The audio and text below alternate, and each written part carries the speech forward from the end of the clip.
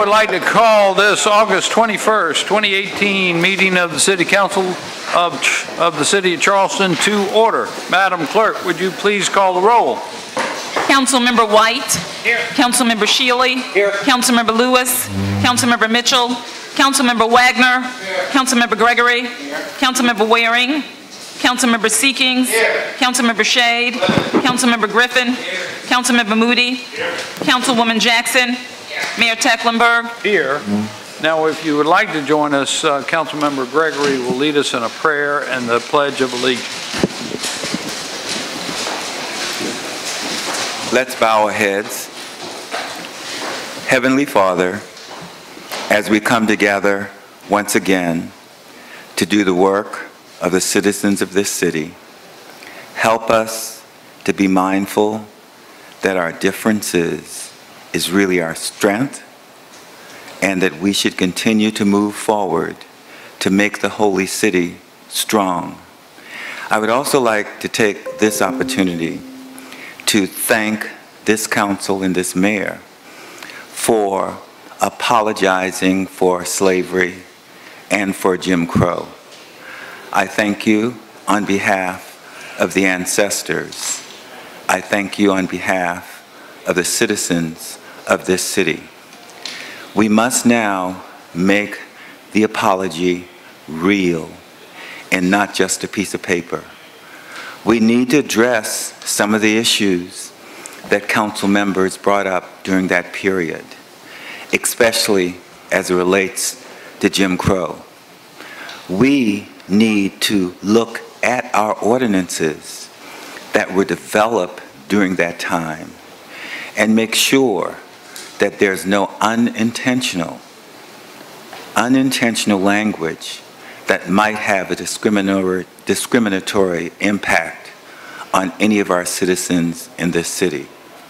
We are Charleston strong, but as we implement our apology, we will become one Charleston. Amen. Amen. I pledge allegiance to the flag of the United States of America and to the republic for which it stands, one nation under God, indivisible, with liberty and justice for all. Well, thank you all for being with us. This is an announcement of a very unlikely nature that we would have to exit the building. The two exits from this main room are, of course, right here. And in that event, if we had to evacuate, do not use the elevator, but instead go down the two stairways, either one, and then the single stairway out the front of the building. There's also an exit door out from this room to my right, and y'all up in the balcony, you'd have to use the stairs as well, not the elevator. Just letting everybody know. Very unlikely, but just in case. Okay. Next, I would like to introduce to council and to our citizens assembled here some new employees of the City of Charleston. We're very glad to have on board a new Assistant Corporation Counsel in the name of Sterling Halverson. So Sterling was the city attorney for the Isle of Palms for a number of years. She served that position since 2010. She also served as attorney for the Town of Mount Pleasant Board of Zoning Appeals, and before then she was assistant town attorney for Palm Beach, Jupiter Island, and the village of Tequesta, Florida. She graduated from Vanderbilt University and Florida State University College of Law. Prior to law school, she worked for 6 years for the Carter Center in Atlanta. She's married to attorney Brent Halverson and has 2 children, and she has a ton of municipal law experience. She'll be kind of specializing in real estate and zoning and commercial matters primarily. Sterling Halverson right over here, wanted to introduce her to everyone. Yeah.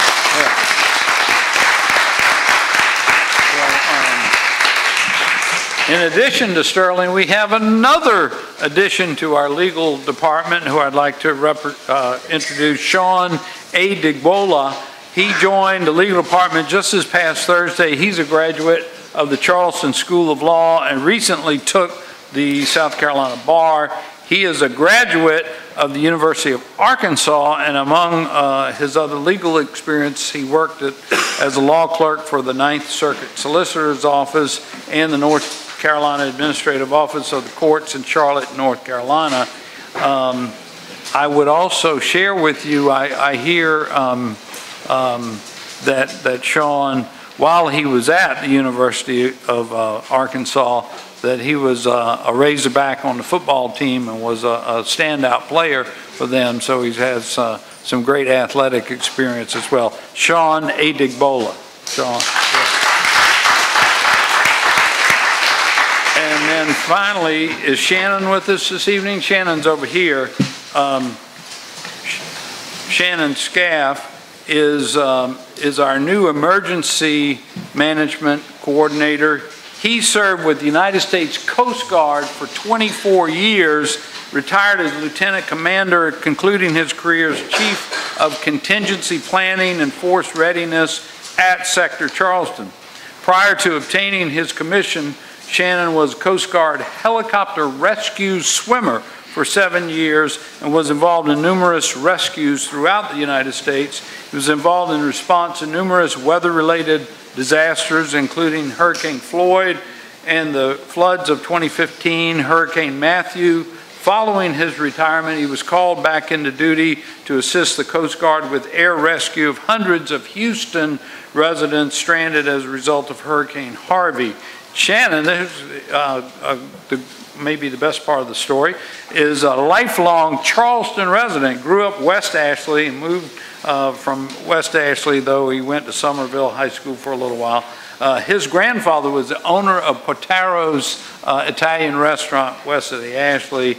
He's remarkably experienced and qualified to be the City of Charleston's new emergency management director. Shannon.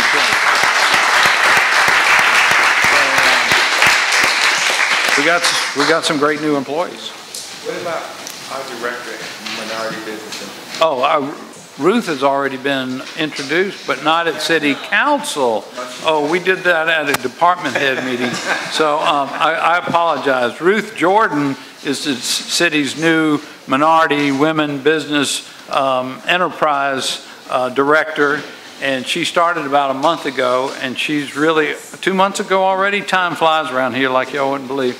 And she's already doing an incredible job picking up on the great work of Theron Snipe, who served before her. And like, for example, last week when we had the announcement that the African American Museum folks had raised their $75 million, I mean, I don't know how she timed this, but that night we already had our first workshop for minority and women-owned businesses to attract their attention to the project so we can get the best participation in a project the city has ever had. She's also agreed to lead our effort to add changes to our Rose Kids program, and she'll be starting that next week. Miss Ruth Jordan, a real leader in our community. Did I leave anybody else out? Great new employees. Thank y'all. So first on the agenda, or next, is public hearings. We have a few of them, and the first one up is a public hearing that's just a requirement of a grant application. This is for a 2018 Justice Assistant Grant application in an amount of $26,500. The proposed application for the purchase of a forensic light source and multispectral camera for the Charleston Police Department Forensics Division. There's no match required. The complete grant application is available in the Clerk of Council's office if you want to see it. Would anyone like to be heard on this matter? Yes, sir. Please state your name and address, and a limit of 2 minutes per addressee. Anthony G. Bryant, according to the United States Magistrate's Office, 2123 Cortland Avenue, Charles, South Carolina 29403, since my parents bought the house 50-something years ago. My concern is patterns. We're in the 21st century. Remember George Orwell's book, 1984, and a collection of data, people's data. in particular African Americans who live in the city, and the issue regarding the performance audit that you had, and that audit by the Post and Courier, and it didn't really clearly define what we learned from that. Right here is a brochure that should be developed. This brochure here is a brochure by the Justice Department regarding due process and equal protection. And I'll cite the federal law, 42 U.S.C. 2000D and 42 U.S.C. 3789D-C and 42 U.S.C. 1414. Being a former member of the Board of Zoning Appeals, when you looked at the Plan Enabling Act many years ago, public safety wasn't even a part of that conversation in terms of the state. The crime lab, SLED, has not even been funded yet. Okay, there's no funding for SLED's crime lab, so this particular camera or grant could be used to help provide innocence for people in this country. Many African Americans have been wrongfully accused in this country since those state of Virginia by Jefferson 1781. And so we have a monument, a museum in Montgomery, Alabama with 4,000 people to get the Sixth Amendment or Eighth Amendment. And so I take these grants seriously. I take any Justice Department grant seriously when it's time for public comment. So when things do happen in the community, no one's on record for it. Asking the question to council to make sure that patterns are in place, to ensure that the patterns are collected with MUSC, the College of Charleston, all these relationships that you have to ensure people are wrongfully accused of crimes they did not commit. Thank you. Thank you, sir. Would anyone else like to be heard on this matter? Hearing none, it comes to council. We have a motion to approve. Any discussion? All in favor, please say aye. Aye. Any opposed? The ayes have it. Number 2 is an ordinance matter. Mr. Morgan, are you going to help us out on this one? Yes, sir, Mr. Mayor. Okay, this is 529 and 537 meeting and property on Walnut Street to the rear. It's 1.09 acres. It's a request to rezone from general business to mixed-use workforce housing, MU2WH. And we are going to have some maps up here in just a second on the screen. You also have maps in your packages as well.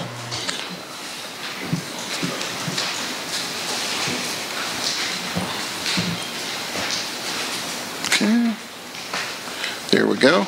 Here is the property on Meeting Street, just north of Lee Street and south of Jackson Street. There is a new multifamily development going in across the street from this under the MU2 workforce housing there. And here's Walnut to the rear, and then I-26 further to the southwest. And we have some images of the property. Here's an aerial image, another close-up aerial street view. And from the rear on Walnut, and property that's adjacent. And it's in the comprehensive plan as part of our urban core, which allows for us to make the recommendation for the MU2 workforce housing, and Planning Commission recommended for that as well. Would anyone like to be heard on this matter? Yes, sir.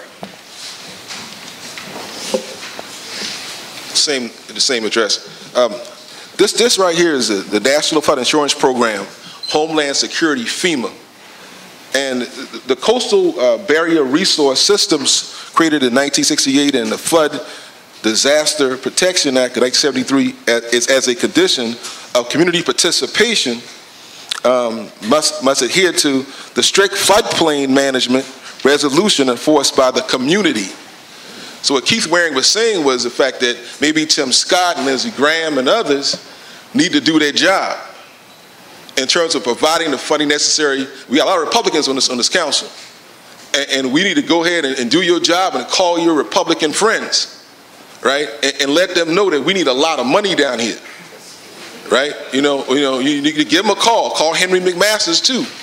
We need an ark around here. We need arks in Charleston. We don't need boats.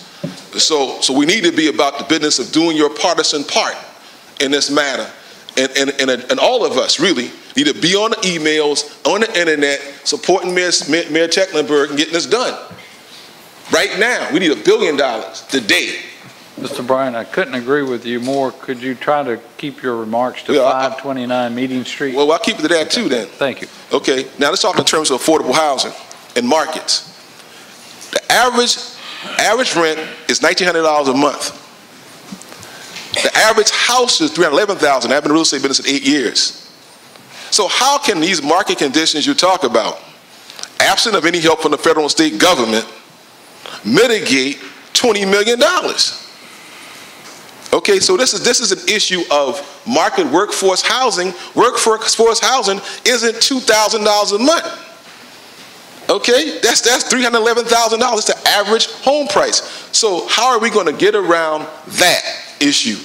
The numbers, the market. That's my comment, Vanessa, for every last one of these statements. How are we going to be able to mitigate that without federal and state help? Thank you, sir. Yes, sir. Mayor, City Council, ladies and gentlemen, Mohammed Idris. My question is, what is the difference between workforce houses and affordable housing? Thank you. This is a comment period, not a question and answer period, but we'd be happy to address that for you as we discuss it maybe. Would anyone else like to be heard on this matter? Seeing none, it comes before council. Second. We have a motion to approve. Any discussion? Councilmember Jackson. I'll just give a layperson's definition of the difference between workforce housing and affordable housing. Basically, in this ordinance, workforce housing is defined whether it be rental or homeowner condominium, defined for families who have an income that falls between the 80% and the 120% of the area median income average. So that's our official definition, and usually low-income housing is defined for anything below 80%. Thank you very much. Any other comments or questions? All in favor, please say aye. Aye. Any opposed? I would like to recognize just briefly the owner's representative, Linwood Davis, is with us from North Carolina. And the reason I do this is because to share with council, you may or may not remember that the owners of this property have been so kind as to lease this property to the city for $1 a year until they get to the point where they're ready to redevelop the property. And I just want to thank him and the other owners for their generosity to the city. It's really commendable. Thank you, sir. Okay, number 3. Mr. Mayor? Yes. Yes, sir. If I just may say, we really appreciate those comments there, and we really appreciate Mayor Tecklenburg's initiative on homelessness. We care very much about that, and that's why we enjoy working with the city county government that really appreciates that as well. Thank you all very much. Thank you. Mr. Morgan. Yes, sir. Thank you. Next item is number 3, which is 141 Meeting and 174 King Street. It has dual frontage. It's commonly known as the former SCE&G offices in the lower part of the city. It's between Meeting and King, just north of Queen Street. Here's an image you see of the property here. We have a couple other images of the property itself. You see the Gibbs Museum to the south, Library Society to the south, and a commercial office building to the north, along with a parking garage and other King Street storefronts. And another image of the structure and some of the older buildings on the site and some of the newer buildings delineated here. And street view. It's also in our comprehensive plan in the urban core area. It's a request to go from general business to urban commercial UC, and both Planning Commission and staff recommend approval of that request. All right. Would anyone like to be heard on this matter? Hearing none, it comes to council. We have a motion to approve and a second. Any discussion? Mr. Mayor? Yes, sir. Councilmember White. We know, since the owner is still SCE&G, are they under contract to sell, and if so, to who, and what they're going to put on that site? I'm not sure if it's under contract. I know there is a group that is interested in buying it. I can only assume it's under contract, but they're talking about a residential and commercial development there. And you know, just curious, urban commercial, it's fairly rare that we've seen that come up as requested rezoning. That's correct. That's why I asked. There's got to be something specific in there that somebody has a specific use in mind. I mean, I can't recall off the top of my head when we have had something rezoned to urban commercial. And the UC is almost exclusive to the King Street corridor, and that's why we felt it was appropriate here. There are a number of other locations along King Street in particular that the UC has been in place. I'm not sure if we've got any other UC in the city beyond the King Street corridor. It was kind of developed for those types of properties in the King Street corridor. I do believe one notable difference is that it increases the residential density. Yes, yes it does. To basically about 43 units an acre, basically 1 unit per every 1,000 square feet on the property. For all market rate? Yes, that is correct. Any further questions or discussion? Hearing none, all in favor, please say aye. Aye. Any opposed? The ayes have it. Mr. Morgan. Okay. And the next one is 838 Morrison Drive and an additional 10 parcels along Morrison Drive and Johnson Street. You all have seen this one before in reference to the rezoning to the Upper Peninsula zoning. This request is to go from the old 4 Height District and WP Old City Height District classifications to the 412 Old City Height District, which again matches up with the Upper Peninsula zoning. This is formerly property owned by the State Ports Authority.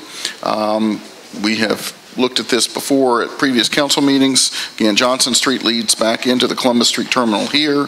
There's Marsh to the rear, the ramp to the Cooper River Bridge. Mount Pleasant location is here, and then there is Morrison Drive frontage here, and the Sanders Clyde Elementary School here, and then other housing from the Housing Authority across the street. And the request is for that 412 Old City Height District. Would anyone like to be heard on this matter? Hearing none, it comes to council. We have a motion to approve and a second. Councilmember Moody. Councilmember Waring. I just have a question. When this was in front of us before, I think this is a parcel, Mr. Morgan. Yes, sir. I think there was a public access that the developer was talking about giving back to the creek. I was just reminded this morning about Longborough. You know, we're supposed to have that little public access back there. Is that in writing before we give this approval? The zoning they've requested, it's not a PUD, Right. So we can't have conditions on it or anything like that, but I know the developer has had a number of discussions with the community about getting some public access to the water over there, but it's not something that we could condition based on the type of zoning that they've requested for the I property. mean, I'm just bringing it up. Remember we had that with Longborough. There was a lot of public discussion, handshake agreement, and that's not the case today. The public's being excluded. No, this is something else, a long bar, but this is one here where people kind of cut through and fish, and that creek has been doing that for decades. I'm just wondering. It certainly appealed to all of us when they made their presentation. I just wonder, Mr. Mayor, do we have anything in writing? I don't know of any way that we can codify that. If it was a PUD, a planned unit development, there could be conditions, and actually Longborough was a PUD, but I think some of that park area wasn't in the PUD. I can't remember the exact background on that, but it was a PUD. This is not. Listen, I believe all intentions are good. Don't get me wrong. I support these people in doing this, but, you know, if they don't get this vote, maybe they would volunteer to put something in writing. If we defer it. So I think they truly want to do it, but I think we need to dot the I's and cross the T's. As a matter of fact, it was their suggestion. It wasn't mine. This is already. I think we have the developer here. Mr. Morgan, this has already been to the Planning Commission? Yes, sir, and recommended for approval. This was giving our first reading on the matter? Yes, sir. And so we'll have to come back to council for. And I do believe a representative of the development team is here. I don't know if he wants to. I mean, if we're willing to hear about that, I mean, being a good steward and good neighbor. Yes, sir. My name's Zach Bearden, 838 Morrison Drive, one of the property owners. The area you're describing is actually a rail spur that's owned by the South Carolina Port Authority. Right. And it's the old seaboard rail, and people do go out there and fish. Right. And so we are actually working with the port to work through their process to acquire that property, and if and when we're able to acquire that, our intent would be to work with the city and other organizations to create a true waterfront access, because there's already people there, they're fishing and using that property. We don't want to make it, we want to make it a very welcoming experience. We don't want to make it something they will not use, but we're trying to pull the pieces of that together, but unfortunately we're subject to the port's process. If we already own that property, I think it would be a simple matter. I understand that point, but you all have a wonderful vision for that, and we support that vision. Could you do an MOU should you were to own the property? Yes. Under the auspices of obtaining the property. I understand you may not work it out with SPA, but just in case you do, could we have something in writing on that? Because that's a wonderful vision that you have painted for this, and I hope and pray you get it done. That's why I voted for it the first time. Absolutely. I have no problem keeping this council up to date. We've been keeping the community up to date. I have no problem with, that's our intent. There is no other use. There's no benefit really to our property. You know, there's some permitting challenges with it too. I understand. But we're thinking high level and... Hypothetically, you all got control of it, and you got this unreal offer, and you sold it. I understand, listen, because that could happen. And the new owner said, I didn't agree to that. Then we're back in a situation where we're uncomfortable with that. City council actually went to lawsuit. The city actually went to lawsuit on Longbar, in my understanding. We didn't do too good on that one. The handshake deal didn't materialize in reality. You're at the point right now to where if you all were to negotiate and get the property and you all were to volunteer to do that in writing, that vision could be realized, whether hopefully you, and if it transitioned to new owners, that could happen whether you all did it, and we hope you all do, or whether new ownership were to come into place. And I think one mechanism to possibly do that would be to deed restrict it for public use. See, we're making progress. So our intent is there, and we're working through it, and the port has been a very amicable seller, and we hope that we can achieve this piece of the plan. So I see our legal counsel fidgeting over there. Do you have a comment, Mr.? I'm a bit nervous. Well, you can't really zone, like contract zone, generally speaking. What you can do is create incentive type zones. And I think the conversation here, and I haven't been involved with it from the beginning. I think there may have been a conversation I sat in at one point where it was discussed that this would be zoned Upper Peninsula, which is an incentive-based zone where they can get additional height for certain incentives. And I talked to Mr. Morgan. I don't think they've acquired the property to provide public access, but I think one of the incentives they could get is to acquire the property, provide the public access, and then get additional height because they've complied with that incentive. But that's not, we can't make that a condition to rezoning their property. We have to do it based on compliance with the rest of the area, how it fits into the community, really the police power, health, safety, those types of issues. But we can incentivize zoning across the board, which I think this would do here. I think that's the...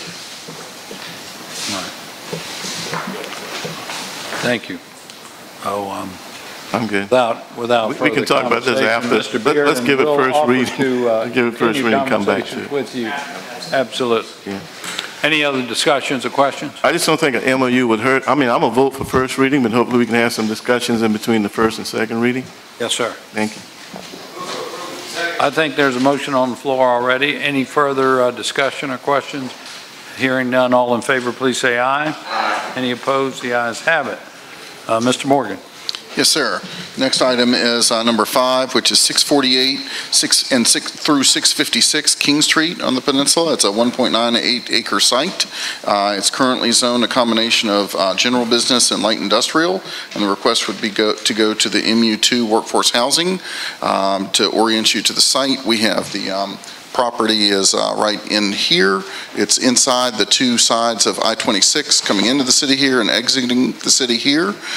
King Street goes by just in front here. The Low Country Low Line is to the rear. It's in an area that has seen a lot of other zonings to the MU2 workforce housing, such as over here on Line Street and further over on the Meeting Street area. So it is a site that we have seen this type of zoning for, and it's appropriate in this area based on the comprehensive plan. Just a couple of images here of the property. Again, existing one-story buildings on the site, and it backs up to the low line as identified on that image. And some views from King Street, and again another view from King Street, and adjacent to the I-26 ramps there from King Street, and again adjacent to the ramps and across the street. And here it is in the comprehensive plan. It is in the area of urban core, so staff and Planning Commission recommend approval of this request. Would anyone like to be heard on this matter? Hearing none, the matter comes before council. We have a motion to approve and a second. Councilmember Gregory was second. Any discussion or questions? Councilmember Seekings. While we're here talking about the property, that's a really active piece of property with a lot of business on it. Have you seen a plan if this is rezoned? What's going to happen? Are they going to raise those buildings and go vertical? I don't think the owner has a plan at present. I think he's just looking at future utilization. Any further questions, comments? Hearing none, all in favor, please say aye. Aye. Any opposed? The ayes have it. Mr. Morgan. Okay, then we have number 6, 1046 Folly Road. It's a .669 acre site, and it is a rezoning from residential office, RO, to commercial transitional. Again, you see the subject property here, which has the RO on it, on the map here, and it would be a request to take it to the CT zoning. We have other CT just down the street from it. Other properties that are shown in white on this map are in the town of James Island, but the CT is in conformance with the types of zoning that are in the surrounding area here. Here's an aerial image of the property. It's a very odd shaped parcel. And then here's an image of it from the street, and another image of across the street, and across the street as well. And here it is at the corner of Folly Road. And the request is for the CT zoning. It would be in the Folly Road overlay, obviously, as all commercial properties are along Folly Road, and staff and Planning Commission recommend approval. All right, would anyone like to be heard on this matter? I'll second. Motion to approve and a second. Any questions? So I have one question, just out of curiosity.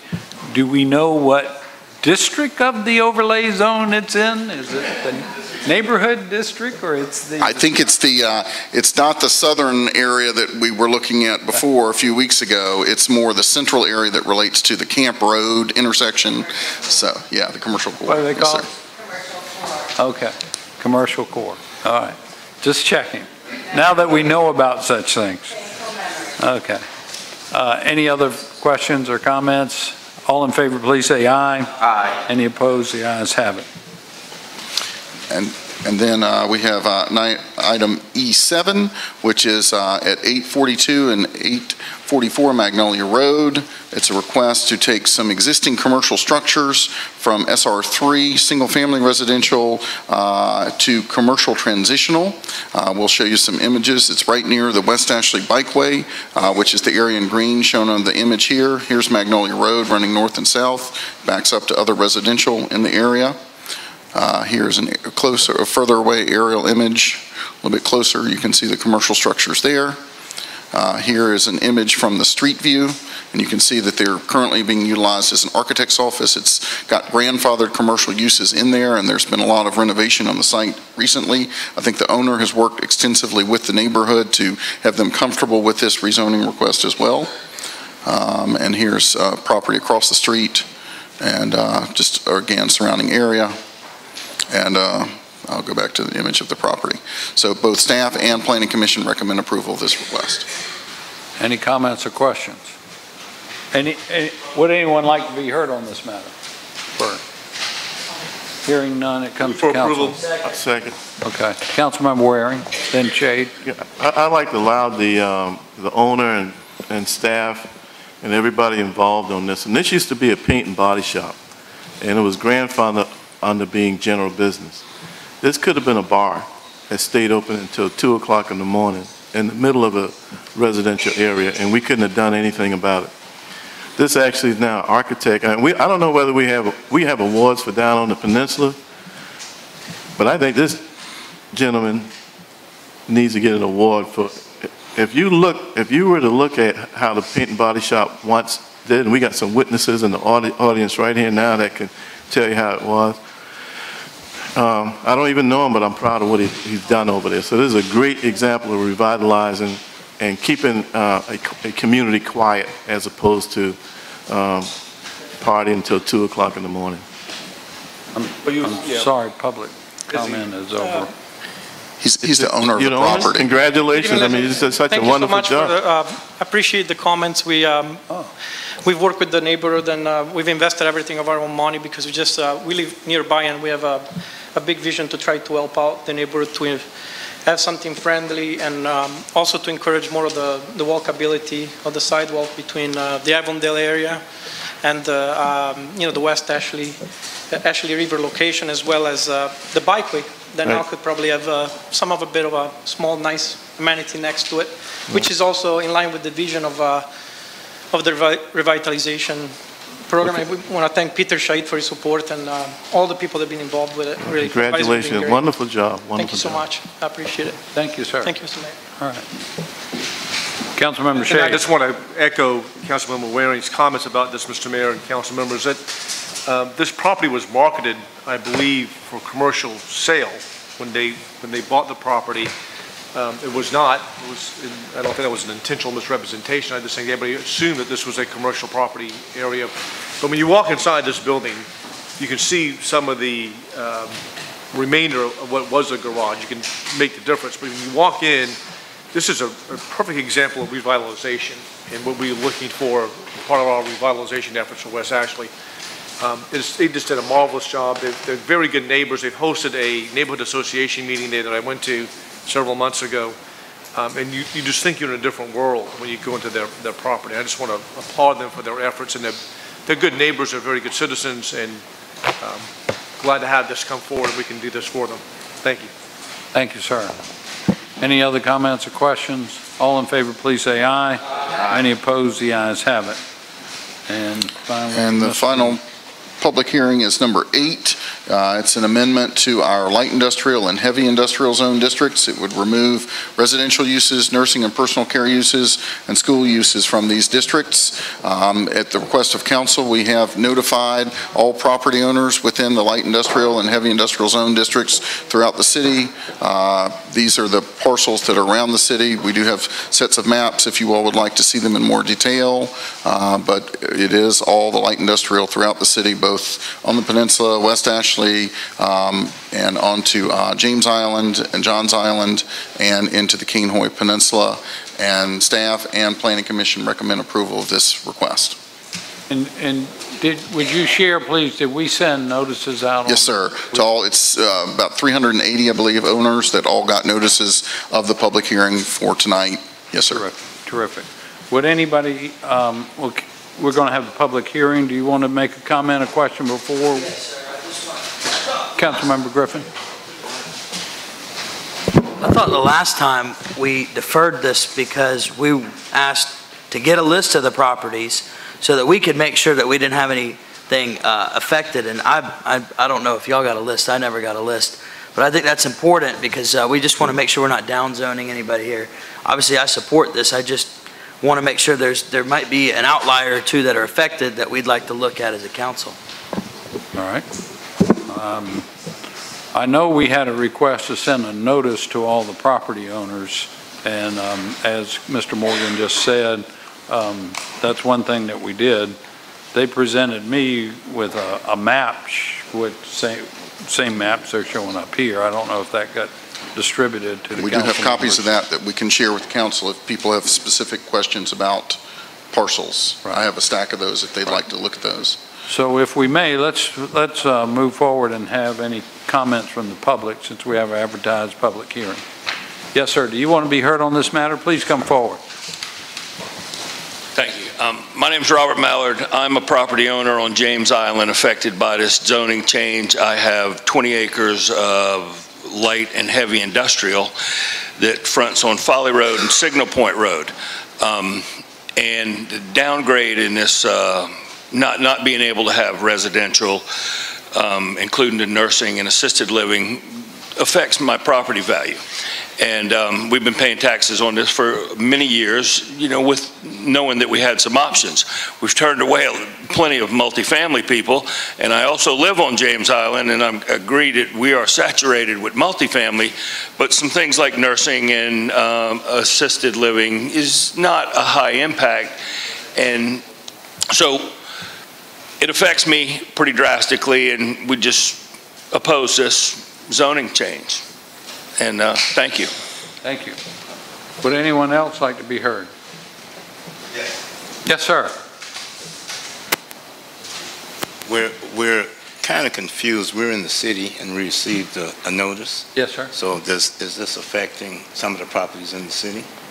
Only, they would only be in the city of Charleston. Yeah, Reed near King and Hanover. Between King and Meeting. Quite possibly. What's your address? Well, we have a resident there, and we're wondering if the people are already living there, how does that affect them?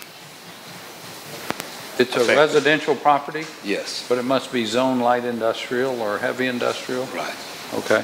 Well, I'm pretty sure if you had somebody living there now, that use would be grandfathered in. But we would welcome you to apply to have the property properly rezoned if you're not planning on building a industrial facility there. Right. We would welcome a rezoning of the property to a residential appropriate zoning. So who would I go to go through that process? I can help you out with that, sir. Mr. Morgan can help you Yes, sir. with that. Okay. Okay. Thank you, sir. We'll be happy to do that. Yes, sir. Would anyone else like to be heard? And so, Mr. Mallard, if I may address your point, and part of the purpose of this ordinance is, I guess, to ferret out in a way those properties that are zoned for industrial use that might be a good property for a residential use. We would, like I just explained to this gentleman, we would welcome you to come forward and ask for a rezoning of your property. But what will remain at the end is those properties, and many of them are truly industrial use, and we want them to remain industrial. We have a variety of uses, and we want to have some authority over where residential, particularly mixed use and apartment complexes go, so they don't end up on next to some industrial site. That was the purpose. Councilmember Wagner. One question, Chris. The Main Road and Old Charleston Road. Yes, sir. A couple furniture warehouses, a couple yes, furniture sir. stores. Can you pull that up for me? And that would be one little thing out West there all by Ashley. its little self, right before. Right there. Right there. Yeah, it's out there it's all alone. The gentleman that owns it is away out of town. He has very limited anything where he's at. I think he's an alligator hunter or something. But he's returning when he comes home. No, I'm not lying about that. But he said, okay, look, it's been storage for furniture for quite a while. When I get back, I'm going to rebuild one of the buildings. I want to live upstairs. And the way I read this notice they sent me, I can't do that. That's correct. So what do I tell this gentleman should he ever get back from the black water wherever he's at? And he had called our office too, and we've had discussions with him, not me personally, but other staff members. And, you know, the way the ordinance is written, you would not be able to have a residential use in there. Now, it is possible that he could zone a portion of the site, because zoning doesn't have to follow the entire property lines. And I don't know the full configuration of the building he would have, but it could be that a portion of the site could have a different zoning that could allow the residents on it, particularly if he's going to rebuild it. And of course, right now, if he were to build a residence on it, he would have to build it to an industrial code, which is pretty stringent too, so. I'm aware of that particular code. So for example, he could, as Mr. Mallard could do, is request a rezoning to general business. Yes, sir. And you do have a mixed-use ability, including residential, on that zoning. Councilmember Seekings. Thank you, Mr. Mayor. So I guess I'll just sort of lead by saying I'm going to say something that probably hasn't been heard in these chambers for a long time, and that is I agree with Mr. Mallard. That's something I haven't heard for a long time. All right.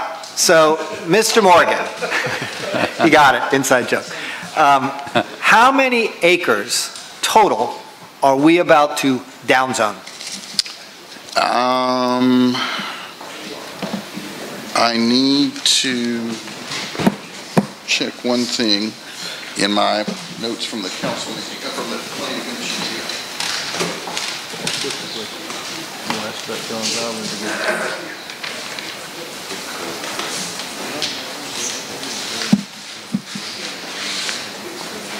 Any other question or comment while he's Sure. looking that up? I have a lot to say about this one, so Okay. if I can.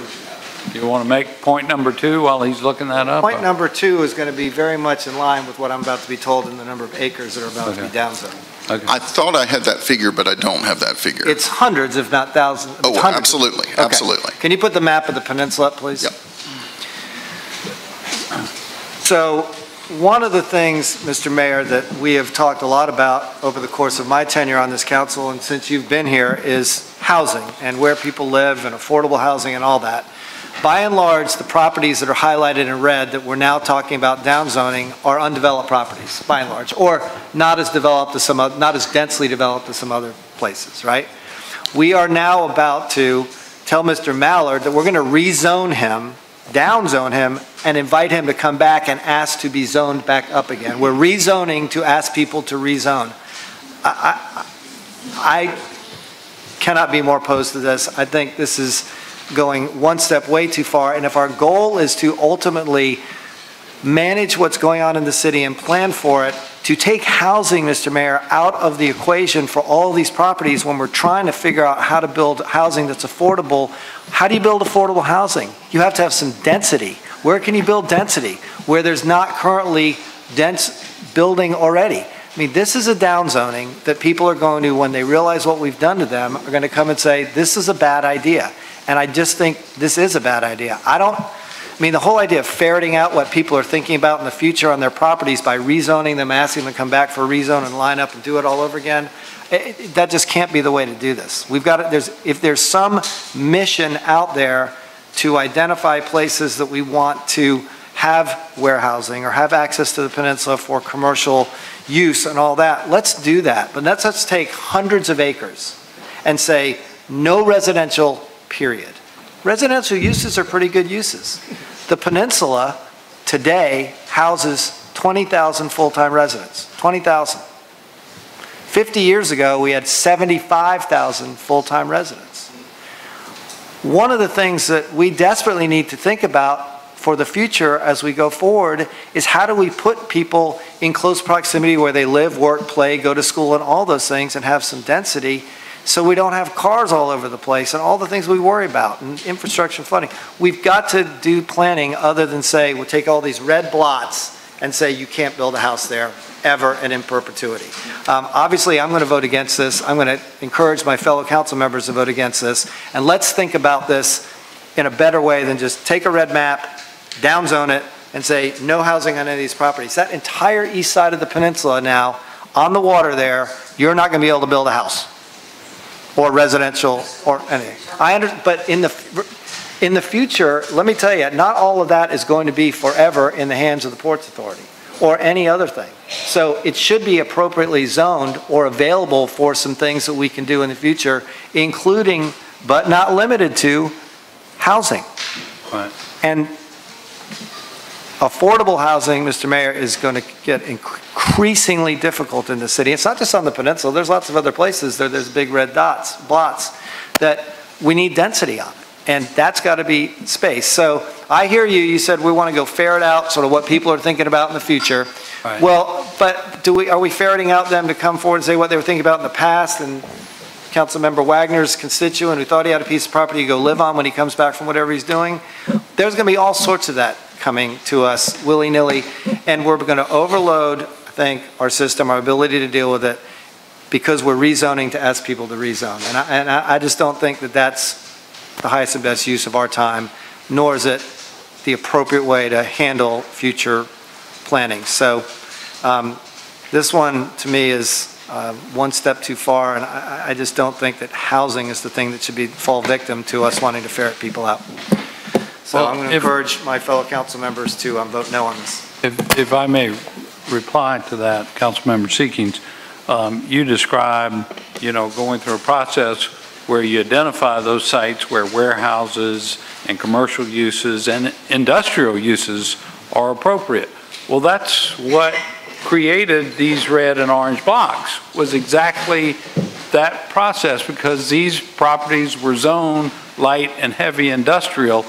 I can't imagine that our predecessors envisioned promoting residential uses where they zone things heavy industrial or heavy commercial uses. And so, for example, you've got the port terminals here. That's the big orange block there and the big red block there. You've got what used to be a county landfill here, right? And that may go to another use, but it'll get rezoned. They're coming to it for a buck. This is Kinder Morgan, which was a former oil refinery that Standard Oil founded in the late 20s. Mostly contaminated and under, those covenants where you would not allow residential use. This is a sewage plant. This is a concrete yard. This is the largest property taxpayer in the city of Charleston. This is a chemical plant. And so these they're large, but they were there for a reason, because they were specifically light and industrial uses. And I believe that we need to maintain places for those uses to occur and not for them to be gobbled up by residential use, which is what's happening in our marketplace. And the best example is on Johns Island. We had property surrounding the Johns Island Executive Airport, kind of protecting it in a way, if you will, and allowing for commercial development. And what happened? Someone came along and nobody really wanted them to, but they're putting a residential development right next to the airport. And that doesn't make sense. So if we're going to have light industrial and heavy industrial, let's have it. And, if it's a duck, let it be a duck.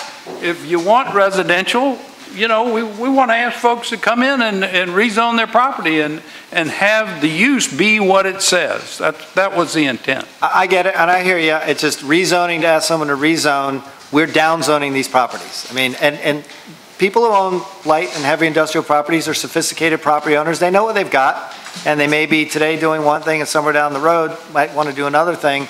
And as you've now pointed out, if we're inviting someone, we're going to rezone, invite them to come back and rezone it, and you've already sort of led with your chin a little bit that we don't like that kind of zoning, that housing zoning, so we're inviting them to come back for rezoning they might not get that they have now. That's a problem for me, and so I've made my point, you've made yours, we'll see how this all goes around the table. Councilmember Wagner and then Shea. Yeah, I'm just looking for the rest of Johns Island, because that's not all of it, what we're talking about. What we highlighted on here was anywhere that there was light or heavy industrial zoning. So if there is not an image of it, there is not light industrial or heavy industrial What I'm zoning. looking for is up right off River Road, probably a mile, not very far from Kane's Flat. There's a whole section off to the left there, where the school is, at the end of the road. Kane's Slash is right here. There's not any industrial in that. There is some industrial back into the builder's first source facility off of Maybank, but that's the only industrial in the city over there. You might be thinking of something that's in the county that's industrial. It could be in the county. It's not very far from Judge Rao's property, but it's on the opposite side of the street. Yeah, his property's down here, and right. across the street is the airport, and then maybe some county industrial zoning, I'm not sure. Okay, I got it. Just couldn't see it on your map. Thanks, Chris. Councilmember Shade and then Waring. Thank you, Mr. Mayor. Mr. Morgan, comment was made earlier that if you are going to develop a house on this property as it stands right now, it'd have to be up to commercial grade? Industrial. Industrial grade. Yes, sir. So what does that really mean? It means like masonry or steel structure. But it's still, and so if you go build a residence there, that's not out of the realm of possibility of making that into. It would be an expensive residence, but it's theoretically possible, yes, sir. And so, and then if you can go back to that map for the peninsula, please. And I understand what the mayor's comments were about the chemical plant and the sewage plant, but other areas along the East Bay corridor of that are properties that are not that industrial. I mean, for instance, does this map include, and I can't remember the name of the condominium unit that's next to the Maritime Center? Does that fall? No, not dockside. The other area on the other side of that. So that's excluded. But that's right next to the. I understand that, but if you look at the map, and this is what makes it a little bit illogical for me to follow what we're trying to do here. Right next to the Maritime Center, which is going right next to the museum, the International African American Museum, is not only dockside, but it's also another piece of property where those high-end condos are located. They have other designations other than. I understand that, but if you look at the overall general area of that, it fits in it's sort of an island of its own that you allow to keep as a residential area, but the area around it fits the light industrial that we're talking about. If you go further up East Bay Street, along behind Concord Street, across the street is the accounting office and the plumbing supplies place. Those areas that have residential uses already there, and there's some residences that are spotted along the area. I think the issue may be that I think we're overbroad on some of this area. We've got too much of an orange or red. And that's sort of the problem I have with this, is that some of the area that's included in this map may still be suitable for residential use. And that's sort of the problem. I understand the mayor's concern about the sewage area and the chemical plant. I mean, that makes sense to me, obviously. But other areas along that corridor may still be suitable for housing. So that's my concern with this. I think it was Waring, then Jackson, then Griffin. Thank you, Mr. Mayor.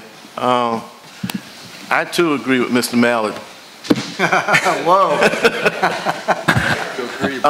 That's just too much property. And I understand the issue with the property on Johns Island by the airport. I mean, we all sympathize with that. But, Mr. Morgan, could you point to West Edge on that same map right there? Oh, where's Lewis? Okay. That was a landfill. If you were to dig deep enough, there's so many things on that landfill, you'd probably find a buried Martian out there where he crash landed. Okay? And look at the residential.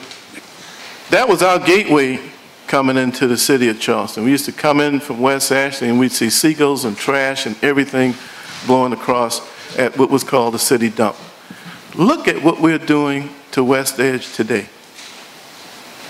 Look at the residents, the mixed use, the offices, the retail. The Publix is going to open very soon. The apartments across from the Joe Rowley Stadium is already being occupied. Matter of fact, nobody would have envisioned Joe Rowley Stadium being on that landfill.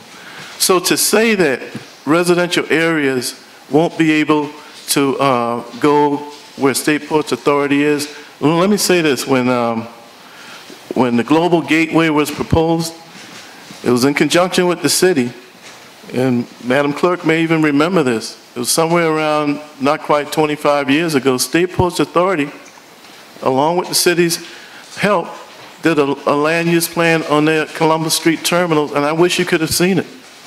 It was absolutely beautiful.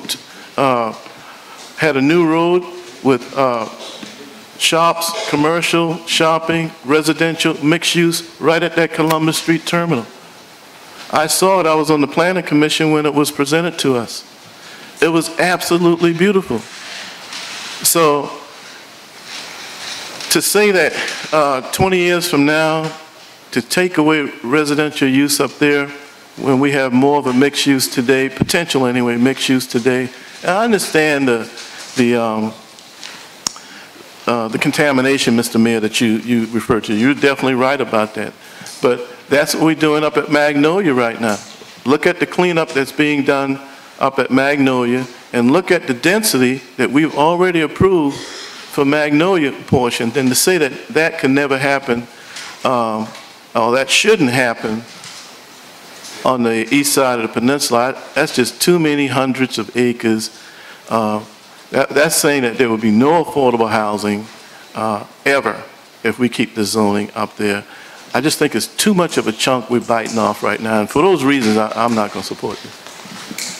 I just want to respond very quickly. I'm not saying that any of these properties would never have residential. Many of them, like Mr. Mallard's, might be more appropriate right now, and we should rezone them. But here's the thing about our entitlements for residential, okay? For light industrial and heavy industrial, how many units per acre can you build? Light industrial is like 19.6. 19 units per acre. How many of them have to be affordable? None. So you can build residential on all these things right now, 20 units per acre approximately, no requirement for affordability. And if you were to proceed with this ordinance, when they come in and they want a mixed-use zoning or something else, then we'll be able to put a affordability requirement on. Mr. Mayor, to answer your response, to respond to what you just said, yeah, that's a failing our planning department. By not being inclusive with zoning, that's what they should be bringing in front of us. What you just said, right. That's what we should be amending, to include the affordable aspect of it. So thank you so much for highlighting that. Well, that's what should be in front of us. Well, with all due respect, that's why we've been asking the state legislature for the last 2 years to allow municipalities to basically force inclusionary zoning. The only reason we can get the affordability requirement that we have is because it's an incentive-based or voluntary zoning. You're not going to get there with current state law. What about workforce housing, Mr. Mayor? What about the MU1 or MU2 zoning with workforce housing? It's voluntary.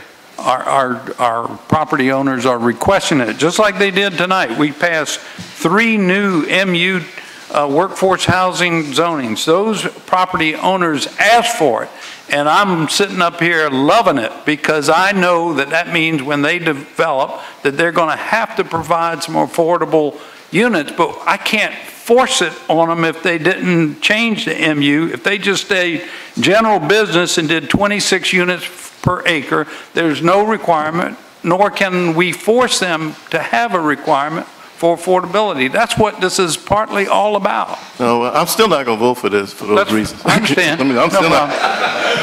Councilmember Jackson. I just want to say, I don't know, I feel like this is sort of a failure to communicate because I resonate with the logic that zoning should be like the dictionary. You get a definition that makes sense to, people outside of Charleston. You know how many potential property owners and builders we're attracting here. When they pick up our zoning code and they see the word light industry or heavy industry, they should know what they're looking at. There is nothing to say that every applicant or every landowner who wakes up tomorrow and realizes, oh, I can only sell to somebody who wants to build a factory, can't sell their property conditioned on having it rezoned to what we actually want and what the new owner will be doing there. I mean, we just went through 7 different items where we changed zoning to suit our future land use map and the property owners who want to serve our city in correspondence to the zoning. So I don't really understand what we're arguing about. It's not down zoning, it's right zoning. And Mr. Mallard, when he came up before the hearing, said, oh, as long as you'll support me rezoning to some sort of residential use potentially, I'm fine with that, or a general business. So we're really just correcting the dictionary and making it make sense to everyone, and then allowing people to have their zoning that will work with our comprehensive plan and our land use planning, and we'll get more from what we want out of it. Ms. Jackson, we weren't talking about hundreds of acres with those last three zonings. This is hundreds of acres. Councilmember Griffin. You know, when I first looked at this, I thought this was a great idea. The more that I listen to you, y'all do have some really, really valid points here. But I want us to keep this conversation going for a couple of reasons. Number one, we've talked a lot about why we shouldn't do this. And, you know, we need to keep affordable housing options. We need to keep some residential options. But at the same time, we got to think about our ports too. We got to think about our maritime industry. We have to think about by 2020, we're going to have the deepest port on this coast. And so at the same time that we're trying to protect some residential uses, we can't drive these warehousers and these maritime industries away either. So I don't want us to do one or the other. I thought that by this meeting, we would have a list of these properties that we could look through and see who's an outlier, see where there's some variances, where we could do some different things, and we make the decision.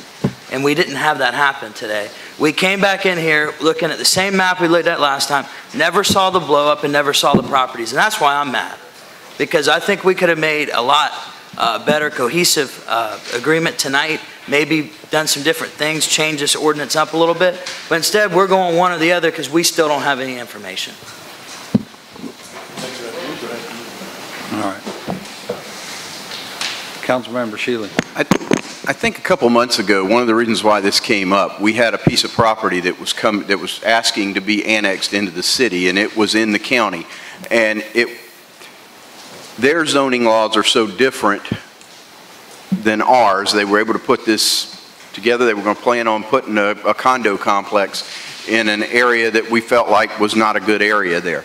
Is there any way for us to zone this for someone that's coming in, that's trying to annex into the city? Because I think part of our issue was that the county and the city were so different that people were zoning into the city to do things different that they couldn't do in the county. And we actually turned somebody away, which was a rare thing for us to do 3 or 4 months ago on a property. So could we make this where it's for someone coming in new to the city, I guess, annexing in? Well, I mean, we effectively do that every time a property annexes into the city. We designate some zoning. We have to give it some zoning or another. So don't we kind of do that already? And we can condition an annexation on a particular zoning. I mean, we don't, that's different than what Mr. McQueenie said. If someone wants to come into the city, we could say, we'd love to have you, light industrial. Right. Or whatever. This is different. These are existing zonings on large scales. And one of the things that sort of caught my eye about this map, because some of those properties, Mayor, you pointed out are massive and will likely be industrial for a long time, it sort of obscures some of those what look like smaller plots in the core of the city, but are actually pretty large pieces of property that we're also downzoning too. And again, you know, having people live in the middle of a city is a pretty good idea. So again, I think this is just too big, too broad, too much.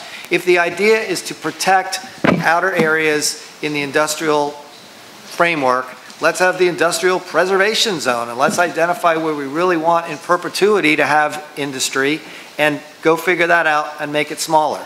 But and that is a lot more work on the front end, but I predict it's better than the back end work we're going to have when everybody comes back around and realizes what happened and wants to rezone and rezone. And we may have winners and losers in that, because who knows what happens between council, the planning commission, and back. We may say yay on some properties and nay on other properties. We got to be consistent. This just to me is not the way to do it. Councilmember Griffin, and then let's call the question. I would ask my fellow council members to indulge in a deferral of this, and ask that we get a list of the properties and a list of the maps so that we can actually look at it. And if there are properties in the middle, then we can really make a decision. Maybe you're right. I like that idea that we have a corridor for warehouses and for industrial business, maritime related activities. But it's hard to tell when you're looking at a map. I can't even see that. I can't even read the streets on that map. So I'd like to see it. We have a motion to defer. Is there a second? Well, let me ask the good councilman a question. How many times we got to ask for this information to get it? Well, I mean, this is the, what, third or fourth time? I just like to get it. That's all I'm asking. We have a motion to defer and a second. Any further discussion? All in favor, please Just one say question. aye. Any opposed? Nay. The ayes have it. Thank you, sir. We'll have citizens' participation in just a moment, and we'll allow you to come back up to address the council. All right. All right, that's the last public hearing matter. Next is the... I'm an A. Wait a minute. I don't remember. I thought I heard two voices. Uh-oh. I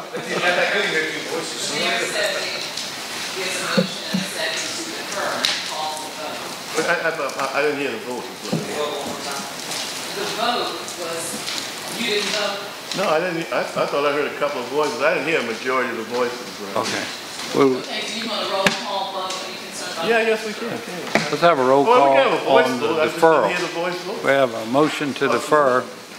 I only heard I was the only one no. I was. Yeah. We couldn't determine who voted.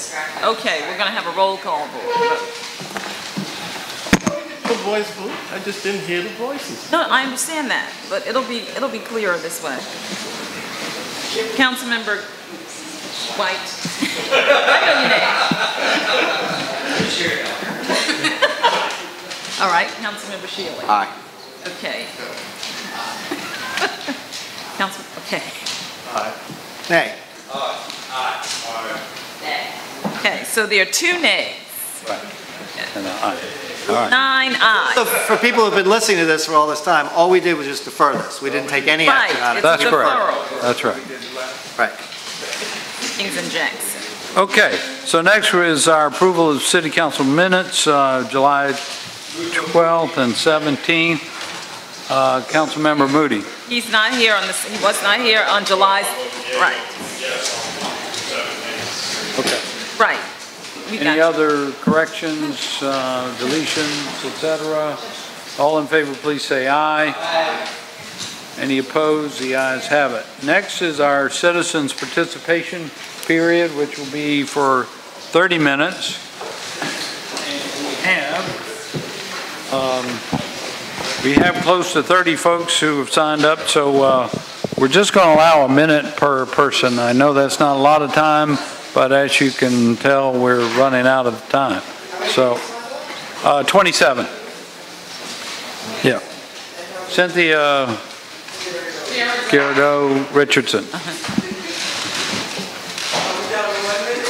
Yes, ma'am. I am a resident of Grand Oak, and that's a senior citizen resident. And I guess maybe some of you have heard that how they want us out of there so they can raise the rent. Well, I'm here because I don't think it's fair how it was done. On July 11th, a note was stuck at our door saying that they will start replenishing the place and tearing up this and that, and they will start on the 16th. That's the first time we ever heard of it. And we've been getting these different notes in our doors. They also offered us, and listen to this, $250 to move. Okay, that's not going to do anything. Okay, and one other thing, we were given a list of different apartments, residents to move in, and they're all under the same management company that we are moving from. So who's to say they're not going to do the same thing to us that they're doing with us at this place? So that's all I want to say, because I only have 2 minutes. But I did have about 4 memos I wanted to read, but I can't read them. But I thank you. Thank you. Yes, ma'am. Okay. Anthony, I'm going to call you about 4 or 5 at a time so you can line up. Anthony Bryant, Muhammad Idris, Anna Catherine Carroll, Annette B. Smalls, and Marcia Higgins. I want to thank Dudley Gregory for a great resolution and appreciate that. And I can go to the museum now. I wasn't going to go until it was done, and it was done, and I definitely support the museum moving forward. I did make public comment to the Army Corps Engineers regarding the rail system, and also I made public comment regarding the deepening of the port and that impact that we may have in flooding in our community. Maybe the mitigation can be done all over again based on the flooding. We were all right with flooding until they're going to go 20 more feet deeper, and Drake Street's already been flooded already, probably more flooded. So we want to make sure we understand clearly that there are people making comments to the Army Corps of Engineers, and it's showing that people are treated fairly in the mitigation process. Thank you very much. Thank you, sir.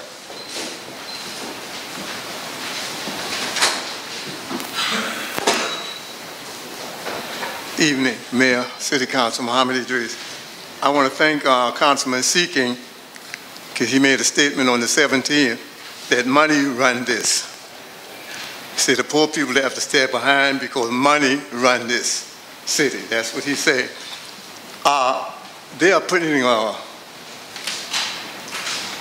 at the Redux Center, they're putting a building up they call a Big Bertha. Big Bertha. And this was Big Bertha as a gun. And it got it pointed at the Dock Street Theater. They had this picture before, a man upside down in a tub. We don't need no Big Bertha in our neighborhood. We need residential resident in the neighborhood. So we asking you again to look into this as you look into other things. We don't have the money like your friends have, but look out for the poor people too. Thank you, sir. Next. Okay, Anna Catherine Carroll, Annette Smalls.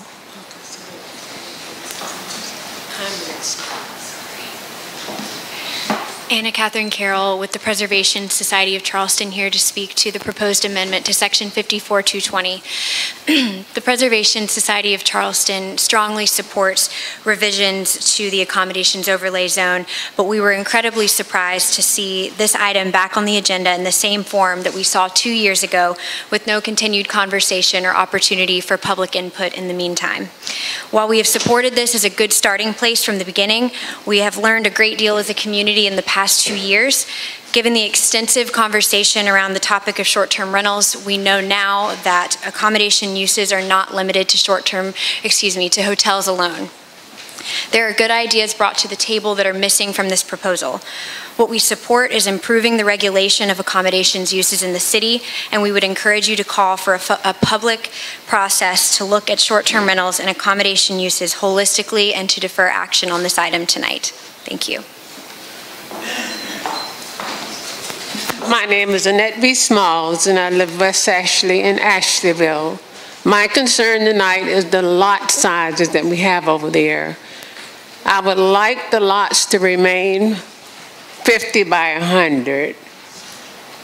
We live in an area that says so historic, but yet if it's so historic, why can't we have the uniform lot size that we were having over there for over 80 years? And I would hope that y'all would let the lot size remain at 50 by 100. Thank you very much. Marcia Higgins. Good evening. My name is Marcia Higgins, and I'm also a resident of Ashleyville. I come for the same issue in reference to a rezoning proposal to decrease the required lot size for houses built in the Ashleyville and Maryville area. We would like the lot size to remain at 50 by 100. My understanding is the proposal was first for 35 by 100 feet. Now it's at the point of 40 by 100 feet. 35 by 100 feet or 40 by 100 feet. It makes the lot sizes smaller, and of course, it will allow for more houses, more people, more traffic, less parking area, more congestion, future flooding problems. But we would appreciate your consideration for this matter. Thank you. Thank you. Okay, next we have Major Broadus, Diane Hamilton, Teresa Hilliard, Mercedes Rappanini. Somebody needs to help me with that. and Mato Rapalini, maybe? Okay, and L. Page McCormick. Okay, Diane.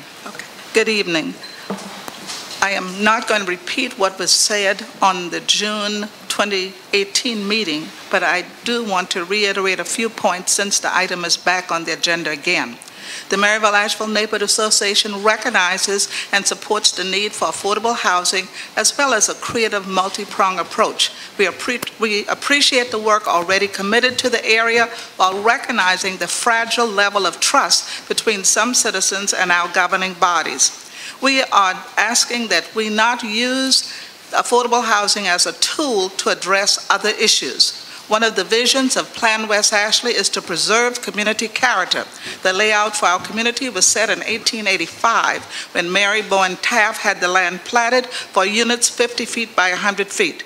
The recommendation to reduce frontage requirement only benefits, in our opinion, the developers. Even though it is stated that the ruling would only apply for affordable housing in the city, the reality is some neighborhoods would not be affected, but only neighborhoods like mine. Thank you. Thank you, ma'am. Teresa, you're next.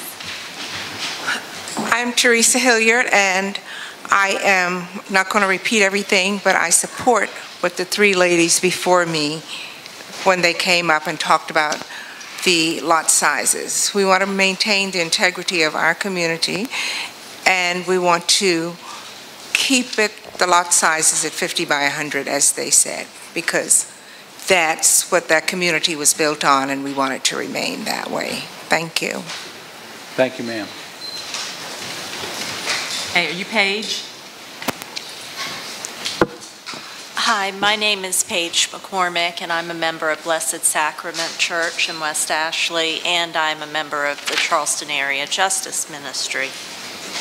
Last month, the first Regional Housing Trust Fund Coalition convened for the first time. Michael Anderson, National Housing Trust Fund expert from the Center for Community Change, gave a presentation on housing trust funds and the implications that it could have for our Tri-County area. There are over 780 housing trust funds nationally, and they produce more than $1.5 billion a year for affordable housing. The Regional Housing Trust Fund isn't just a good idea for our community. It is a great one for all of us. And it won't happen until we come together, all of us in the area, to make it happen. Mayor Tecklenburg and members of council, we urge you to support the Regional Housing Trust Fund for this regional problem. Thank you very much. Okay. Merrill Chapman, Danielle Richardson, Nicole Dietrich, Elise Hussey, and Leslie Armstrong. I'm Merrill Chapman. I represent the Brady Campaign to Prevent Gun Violence. And I'd like to say that we support the ordinance and resolution to make us safer by gun violence in the city of Charleston. We're looking at over a month and a half, less than a month and a half, from when a bump stock was used to kill 58 people and wound over 500 in Las Vegas. With that bump stock, 1,100 rounds in 11 minutes killed 58 people. That's all it took. So we need to get rid of them in the city, and that's a good start, and we support that. We will do whatever you need in support of that with the Brady Campaign. Thank you. Very much. By the way, the microphone works over on that side too. You can go to either side. Hello, my name is Danielle Richardson. I am a victim advocate, and I also represent the Charleston Brady Campaign, and we are asking for your support for the ordinance and the proclamation on the bump stock. For example, we have victims that are survivors of homicide that we watch dearly every day that goes through so much in pain, and what our purpose and mission is to be able to prevent gun violence and decrease it by 2025, and doing the ordinance and the proclamation will be a step forward in that process. Thank you.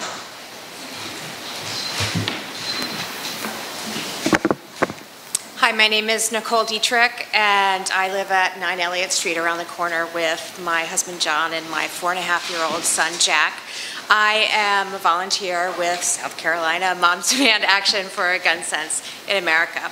We're a grassroots movement of American mothers fighting for public safety measures that respect the Second Amendment while protecting us from gun violence. I'm here to testify in support of the ordinance to prohibit bump stocks in Charleston. As the council is well aware, bump stocks were used in the deadliest mass shooting in modern history in Las Vegas. These devices have one purpose: to effectively turn a semi-automatic firearm into an automatic weapon or a machine gun. Bump stocks are extremely dangerous. In fact, even the Trump administration agrees, and they have moved to outlaw bump stocks on a federal level. However, there's no reason to wait for the federal government's process to play out.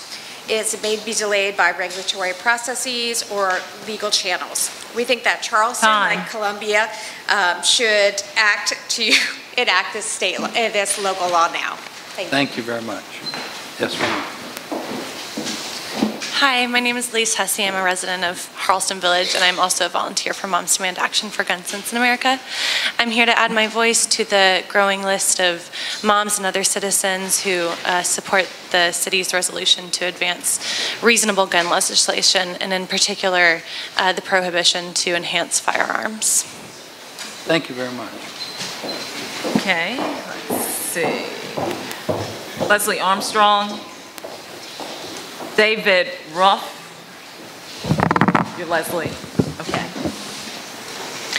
My name is Leslie Armstrong. I'm also obviously with Moms Demand Action. I just want to add my voice to what the previous few speakers just said. I'm thrilled that the city is doing the resolution to protect Charleston citizens from senseless gun violence. I'm a grandmother of 10. 3 of my grandchildren live in Charleston, and we are living in a public health crisis. So please do whatever you can to enact ordinances and laws that will protect our children, protect our citizens. Thank you very much.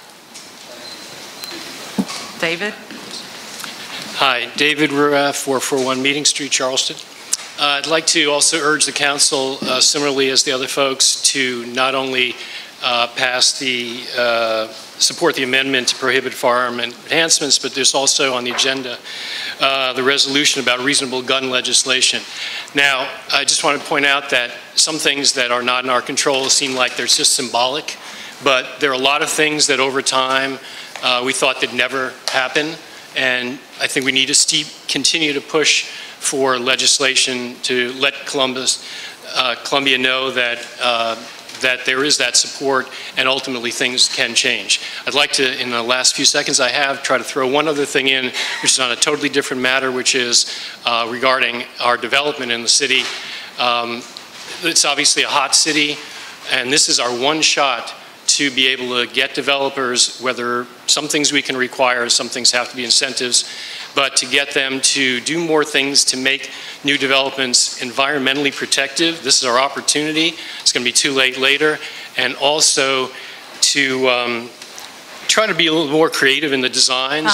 Things like the Post and Courier building are really not very attractive, and we want our city to be architecturally interesting. Thank you. Thank you very much. Let's see. Tony Sheridan, that person may have been for this item. Nita Weiss, Margaret Kelly, Veronica Goodrich. Okay. Goodrich. Susan Lyons. Is Susan Lyons here? Okay. Nita, all right, Susan. Nita. Well, unless you want to hand that out, and you want to, what if you can come to the mic? Are you ready, Nita? You ready? Yes. Okay.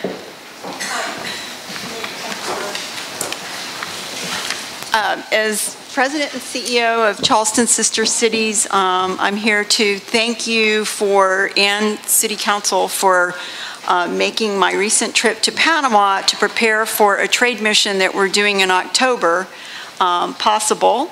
And while I was there, I was very much welcomed by the city of Panama, and particularly Mayor Blandon, that sent this little token of his affection and esteem for you and expressed his interest in meeting you hopefully next spring. So thank you, and we invite you to come. Mayor Blandon extended an invitation for you to come to Panama for the trade mission, and City Council, we'd certainly appreciate any interest that you might show as well. And we're offering an export seminar to Panama on September 7th at Friday. So this is our grant money that we received from the city at work. We're using it effectively for what it was designed for. Thank you so much for your support. Thank you. Okay. Margaret Kelly. Okay. Veronica Goodrich. Good evening, Council. It's been a long evening so far, and it's not done yet. The word flooding has come up numerous times, and I'm sure it's going to be coming up even more. We spent this summer under a whole different deluge. We didn't get storm surge, but we did have a huge drainage problem. And I have to agree that there's not a lot to show for it at the moment. We, at Groundswell, which is where I'm affiliated with, had a flood expert. He's been working in flood defense for 15 years, and he came and gave actual solutions to individual residents, over 100 of them who participated in our meeting in May. There's been a great outpour to have another one of these meetings, which we will be planning soon. This money comes out of our own pockets. But we're really kind of concerned about what the city has decided to do is just kicking the can down the road. Fine. I'm good dead on that.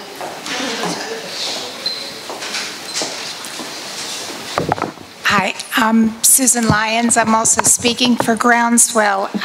For a solid year, we have been trying to bring flooding to the top of the agenda.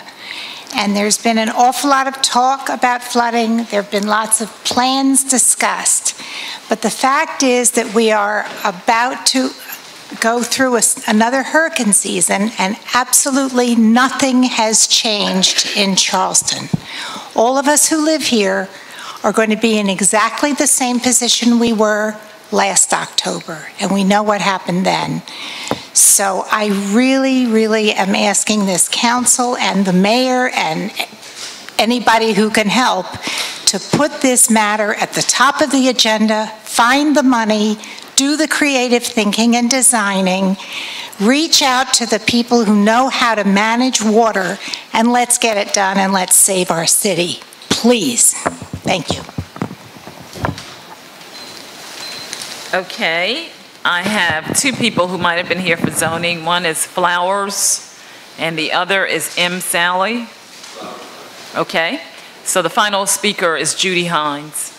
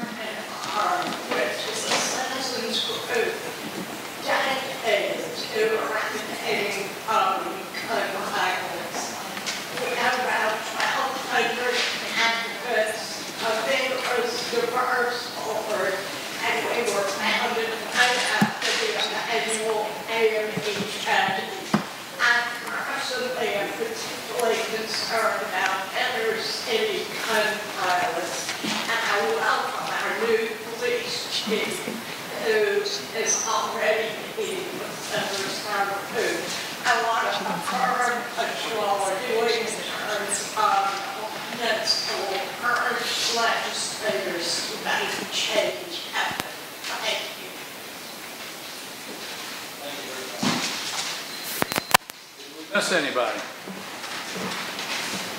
Mr. Mitchell, did you want to be heard? Please. I think she may not have signed up. Yeah. Jen, you want to come, Jen? Jack is, and then Ms. Brown. Yes, please. Did you want to speak? Yes, ma'am. Please come forward. Welcome, by the way, to City of Council Chambers. We're honored. You have to give us your name. Good afternoon. My name is Louise Brown, and I am with the Brady Campaign Against Gun Violence. The ATM does not recognize the thought of gun violence, but we as an individual, we do. We recognize that gun violence is bad, very bad. And we would like to see the bump stickers so we can get rid of gun violence. So many people are being killed by guns. We have got to have a law. The ATM have to stop it because we have young kids going to school in classrooms, like the kid that was killed in class. God went and killed the young kids in school. We can't have this. We have got to stop the violence. We've got to stop gun violence.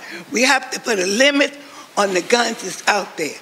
Number one, what we have to do is have the gun show not having gun violence. Have the pawn shop not selling guns. Let us try to help our kids. Anytime a child is killed, I'm hurt. Doesn't matter what color he or she is. They are people. Little kid, the girl was killed walking on the beach. That's bad. What can we do as people? Look at everybody as people. Stop the gun violence. Please help us to stop it. Thank you, Ms. Brown. And I'd like to share with everyone, that Ms. Brown is actually one of the remaining folks who were active in the 1968 hospital strike here in Charleston, and she's been,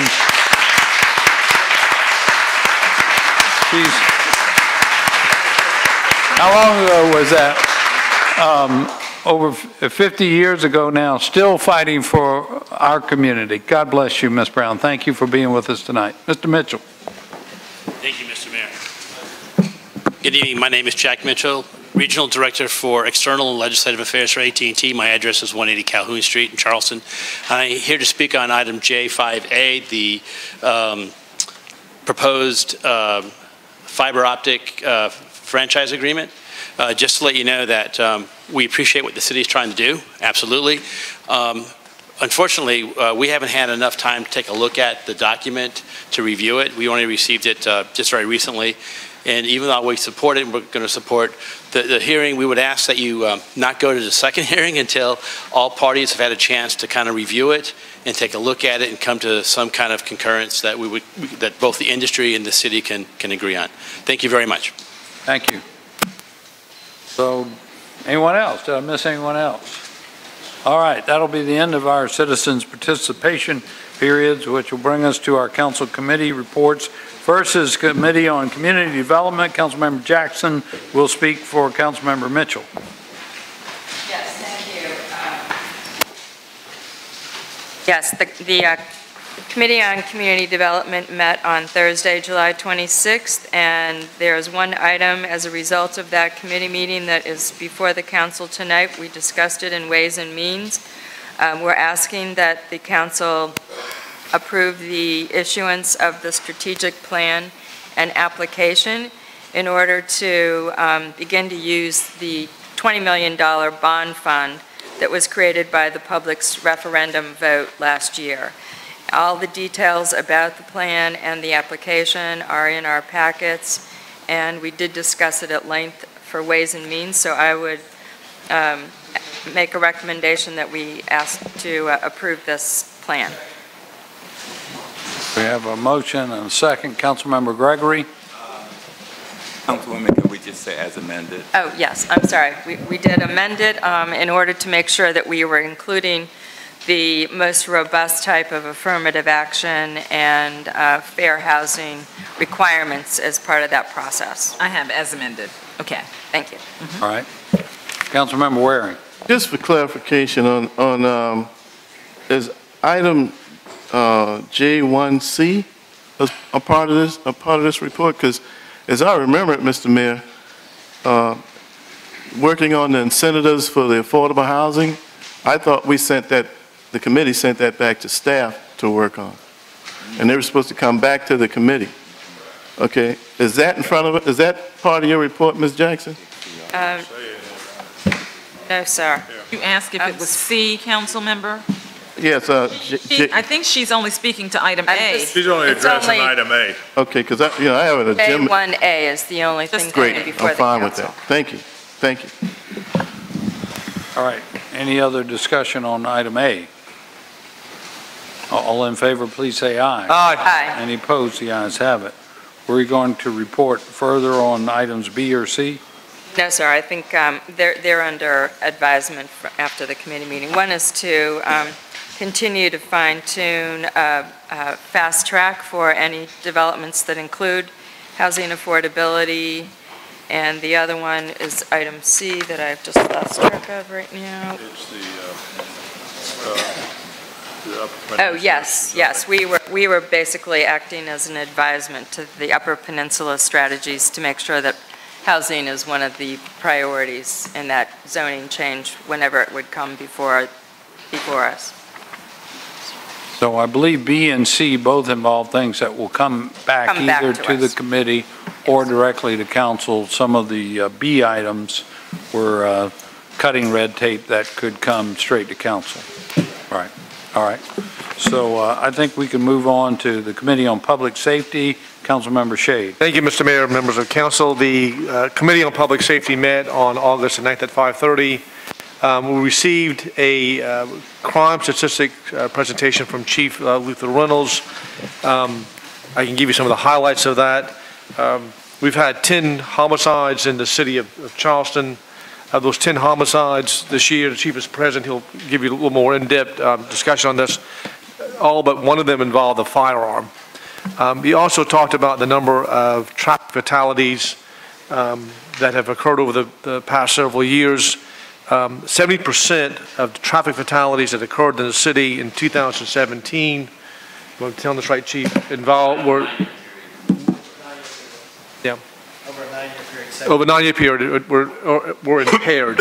At one point, 100% of the fatalities were impaired drivers.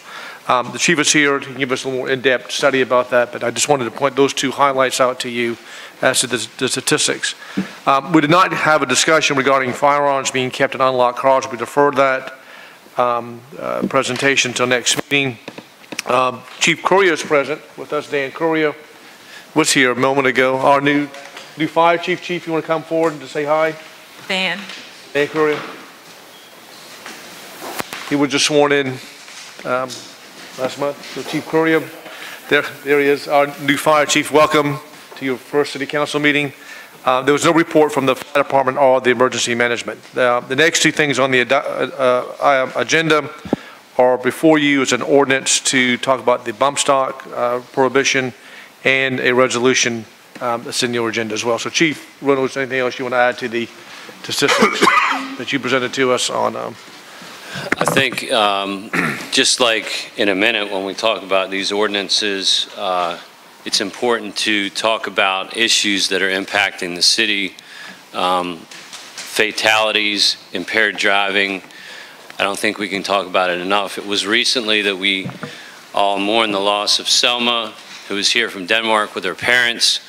And I think when we put a face on the gun violence, on the deaths, and I'll do that in a minute a little bit when we talk about these ordinances, it's important to create a conversation around these things. There's not an immediate, easy, overnight solution, but the trending is in the wrong direction. And so when we look at guns, we look at the homicides, we look at the homicide rate. This time, year to date, last year we had 1, which was very low. This year, we just had 2 last week. We have 10 year to date, which is too many. Our fatalities continue over that same 9-year period to continue to increase every year. And as you said, we're overrepresented in those fatalities. If you look at the national average, you look at the South Carolina average, it hovers just under 1/3. And we are, as you said, over a 9-year period that we looked at approximately 70%. In 2016, it was 84% of our fatalities were impairment related. There's a lot we can do about that. The one thing that all these deaths have in common is they're all preventable, every one of them.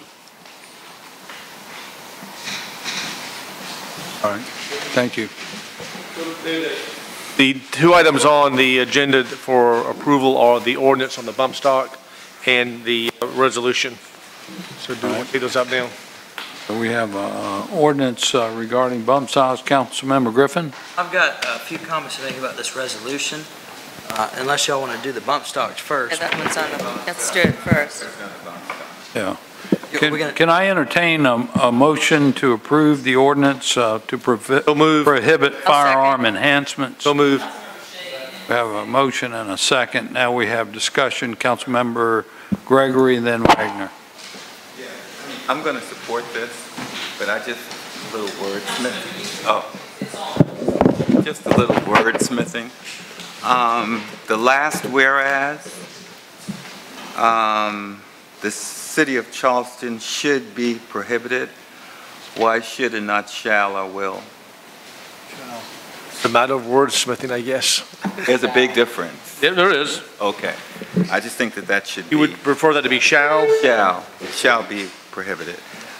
And then my next question, and it may be more appropriate for the resolution, but I'll ask it now. I understand the genesis of the bump stop,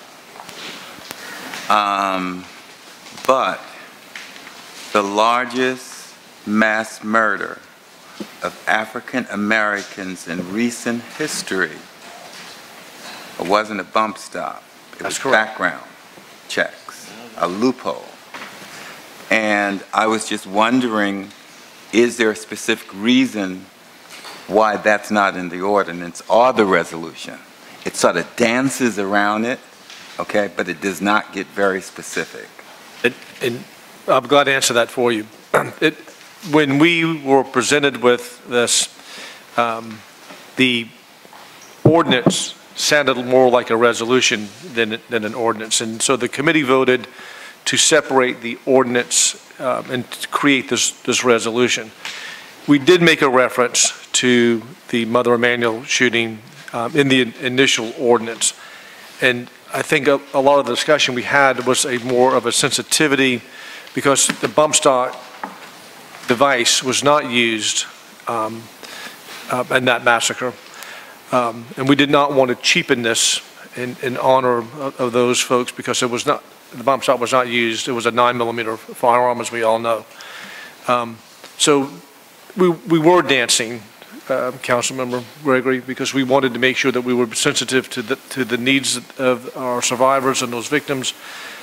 Glad to add it back in if you think that's more appropriate. Probably more so in the resolution. And if you have specific language, we'd be glad to do that. But that was an intentional way to make sure that we were being careful. Thank you. Thank you. Any other questions or comments about the ordinance? Councilmember Moody. Yeah, whose opinion are all these whereases? I mean, these are your opinions, or council's opinions, or whose opinions are they? I mean, it starts off, it says, whereas neither bump stocks nor trigger cranks are components of a gun, that they are removed. I mean, so is a bullet, so is a scope, and all that stuff is protected. I mean, it goes down, it keeps saying whereas, as though this is factual stuff. I mean, if you look down at the next one or last one from the bottom, it says there's a state law that prohibits a municipality from enacting any regulation or ordinance that regulates firearms, ammunition, components of firearms, or any combination of these things. And the wording, I don't know whether there's a period, it's supposed to be there instead of a comma, but then it states specifically the bump stops and trigger cranks as defined herein do not fall within that. So whose opinion is that? Is that our legal staff? Is that the committee's? That is, well, I did not draft the ordinance. It's not, I'm not the author of this. Legal staff drafted it and brought it to our attention and our consideration. And after discussing, as I mentioned to Councilmember Gregory, the original ordinance sounded more like a resolution as opposed to an ordinance. So we decided to take the resolution part of it out. The specific 1, 2, 3, 4, 5, 6 whereas that you made reference to regarding state law, we have to be very careful because, excuse me, state law does put restrictions on what municipalities can and cannot do in addressing regulations as to firearms. So the bump stock is, there's an ATF opinion on this, and I can't remember the other regulation that addresses this, but a bump stock is not a firearm. It's not a part of the firearm. So you had to be careful in making sure that we're conforming to state law and not trying to regulate something that's not covered under state law. And that's why that whereas clause is specifically included to make sure that we're clear and staying away from that trap. I'm not going to vote for that. Councilmember Gregory. Yeah, but I want to go back to Councilman Moody's question, because I think he's right. Shouldn't there be a period after things? You could put a period or a semicolon would be. And because the way I read it, bump stops is not covered under the state code. That's correct. Okay? That's right. So to me, then that should be a separate sentence, consistent with Councilman Moody's I think, observation. Yeah, I think you put either a semicolon or a period there and it would read a little Where's bit. that at? Excuse me? The third from the bottom. Refers to the state law. The 6 whereas clause down, Mr. Mayor. Okay. After the word things, there should be a break with either a period or comma. It's a period. Period? After things. After things? Yep. All right. So we, in essence, have 2 amendments to change should be to shall at the bottom of the page, and a period after things. At the things. Huh?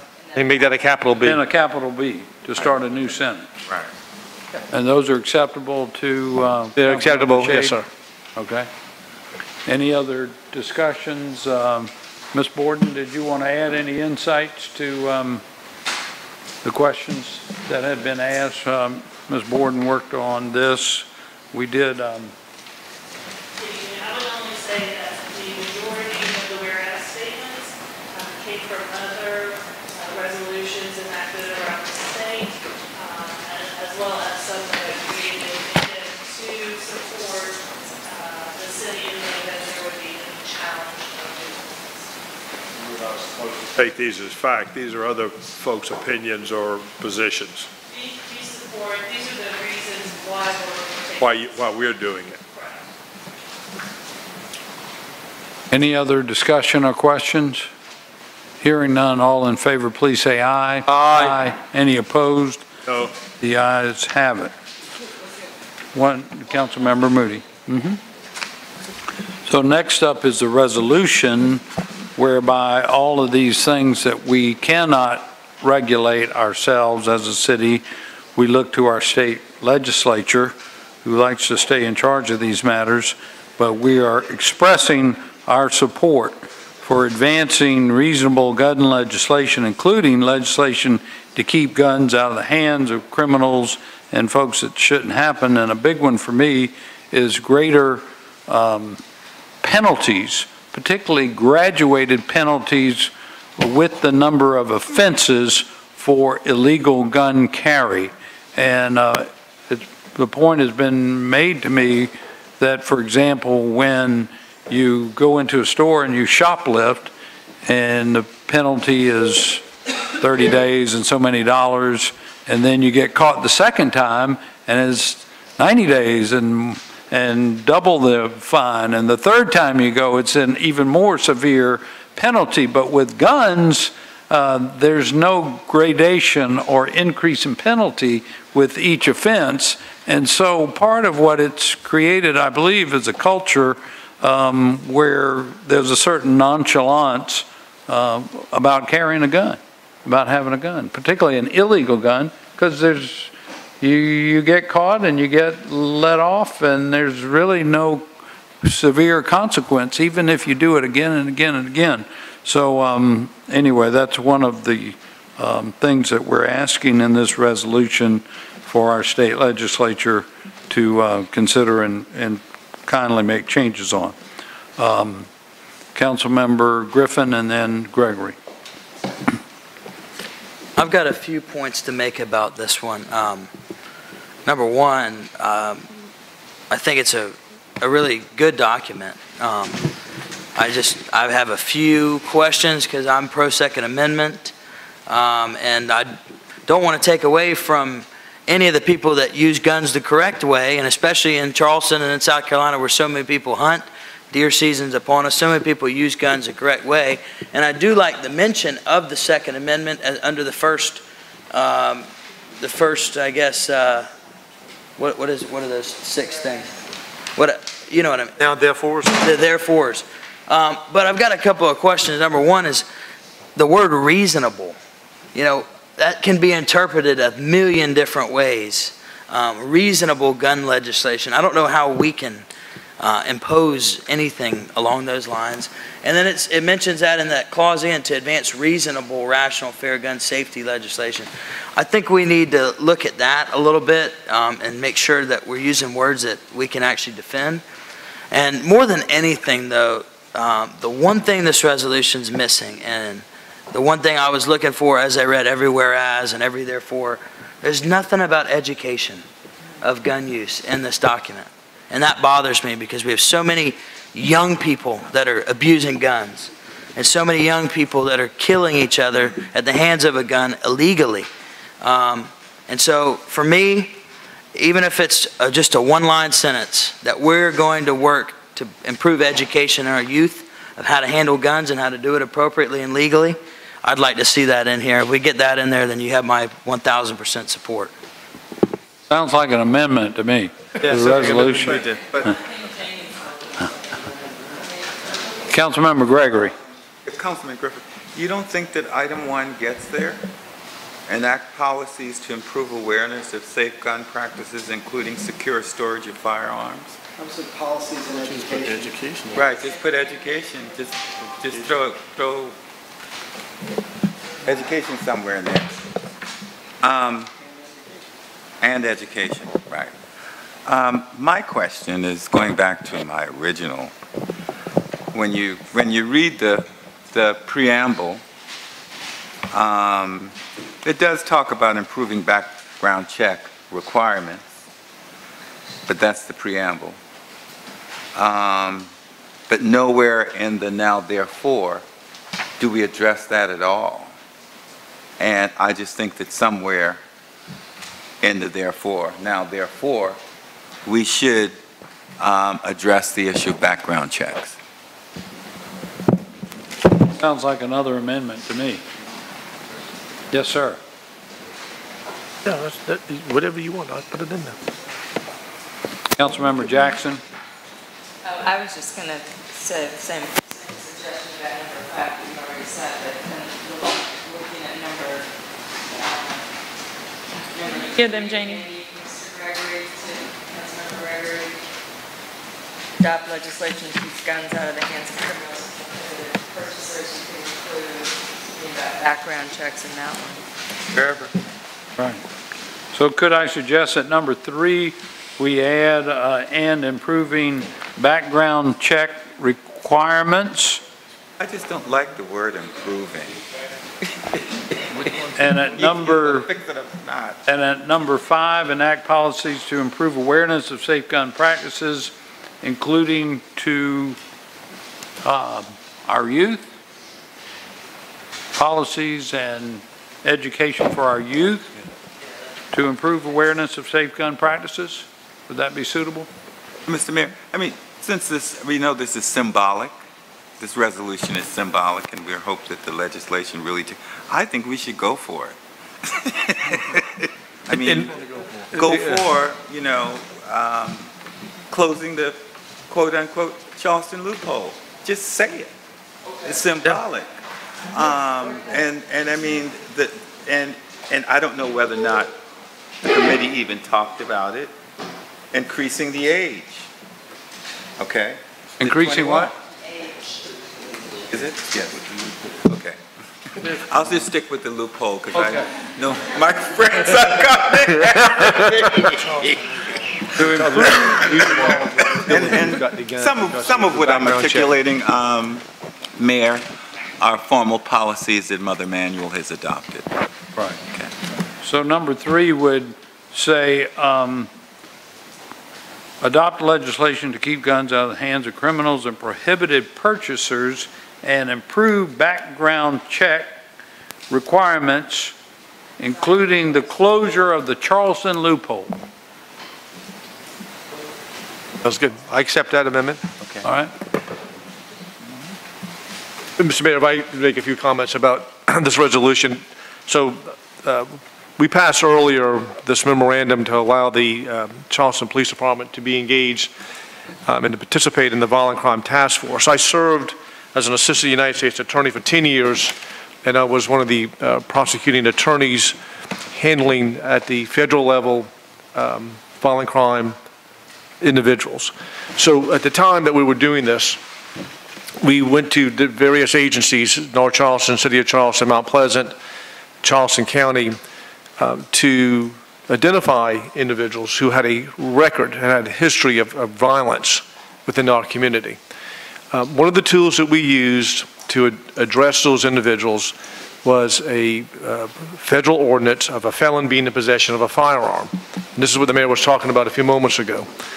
So that federal law provided enhancements based upon that person's criminal record and sometimes the number of guns or the type of guns that they possessed, and the penalties were severe. And because in the federal system, there's no parole. So if a person got a 10-year sentence, they serve 85% of that 10-year sentence. And the idea behind that was to just make sure that we got the bad guys off the street. And for simply a status offense of having a gun on their possession. We even prosecuted a fellow who had a bullet in his possession. We don't have that type of legislation on the state level. We don't have those kinds of ability to look at folks who are felons who possess firearms, and that's a problem.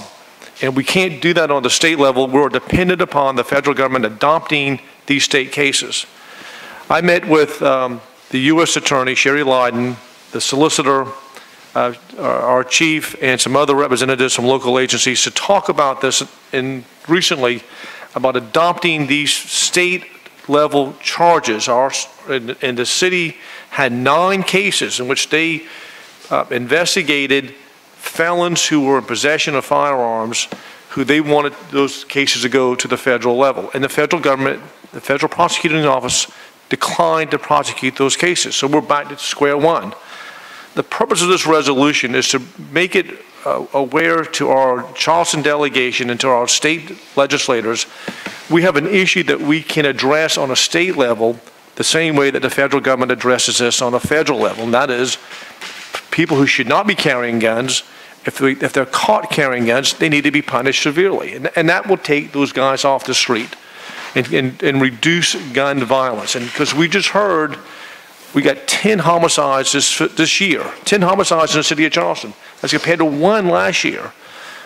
And one of the homicides that took place was a double homicide in which involved all young people, 15 to 17 years old. And so we've got to address this in a way, and that's the purpose of this resolution. The purpose of this resolution is to really bring to light that we have things that we can do that we're not doing on the state level. We're prohibited on city government to do anything more forceful, but here we have an opportunity to just make sure that this is well known and to draw the attention that it needs to draw to our legislators to start putting some teeth into some of these laws. And that's really the purpose behind this resolution. Thank you very much. If council will permit, Chief Reynolds would like to share just a few more comments about this matter. Chief. Thank you. I would just add to what Councilmember Shaheed has just shared. This is really a petition. That's all it is. We don't have the authority to tell Columbia and our delegation exactly what to do, how to do it. But I think it's a message that we're saying we're recognizing this as an important topic that's affecting our city.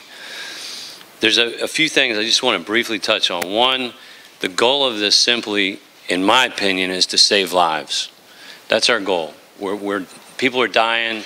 I just, as I'm sitting here a few minutes ago, got a text for a shooting that we got in West Ashley. Somebody's on their way to MUSC. I get these texts almost daily. If we didn't have such good medical care in this community, we didn't have such great EMS folks, we didn't have such great proximity to our hospitals, our homicide rate would be triple. So the 10 is actually very underrepresentative of the problem that we have here in the city. It is clearly stated in here, but I think it's important to reiterate that we respect and encourage safe gun practices, and in particular honor the Second Amendment, the Constitution, people's right to bear arms. I have guns in my home. I will always have guns in my home. It's part of my profession. It's part of my identity. It's part of just who I am. I am not anti-gun, but when I see kids 15 and 17 years old laying on the ground dead from gunshot wounds, all of them went to West Ashley High School. I see us arresting a 17-year-old who's carrying a gun, who shot and killed somebody else. I see them all carrying guns on the playground, and they have no hesitation to use them. I see one of the guns that was used in that same homicide was stolen from a vehicle that was unlocked, and one of the kids that was arrested for this homicide was arrested in May of this year for unlawful possession of a handgun.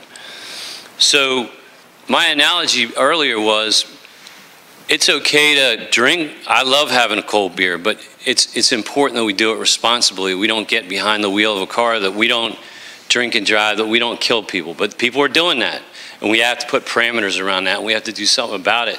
As leaders, I take that as a call to action when I see these cases. When I look at the number of homicides that we have from January of 16 to August of 18, about a 2.5-year period, we had 378 theft of guns from vehicles. 378.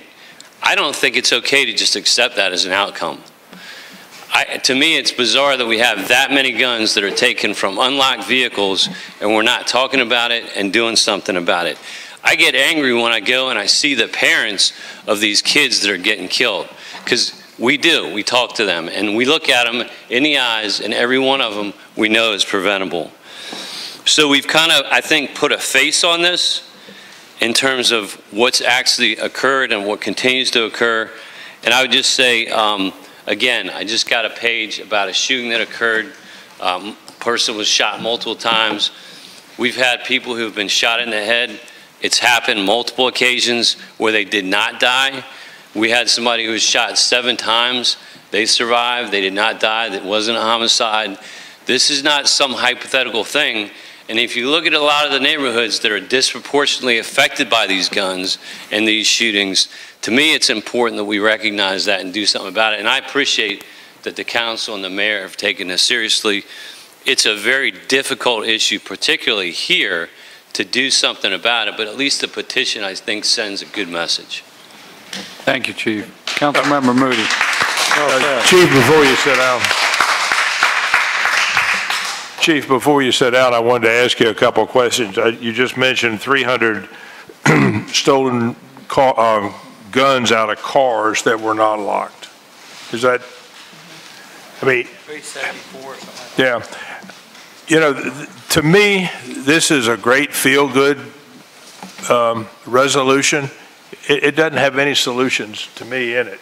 Now, if we wanted to come and work with you and to say, we need to go to our legislators and tell them, if you leave a gun in your car and it's unlocked, you get penalized if you have a gun stolen. I don't know whether that just then people don't report that the guns are stolen. I mean, I don't know what they do, or they start lying.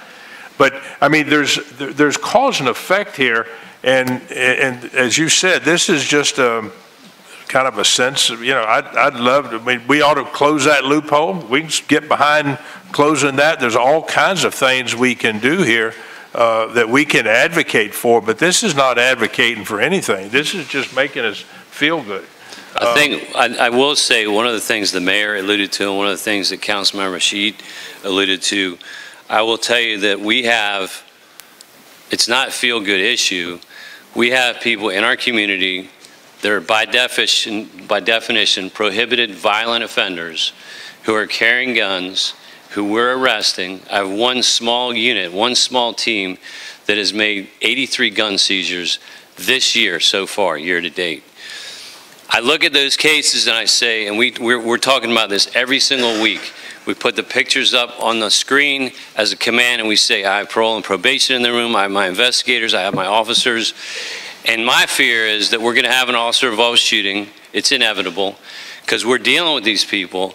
They're violent offenders. By definition, they're prohibited from carrying weapons. We're arresting them and nothing's happening to them.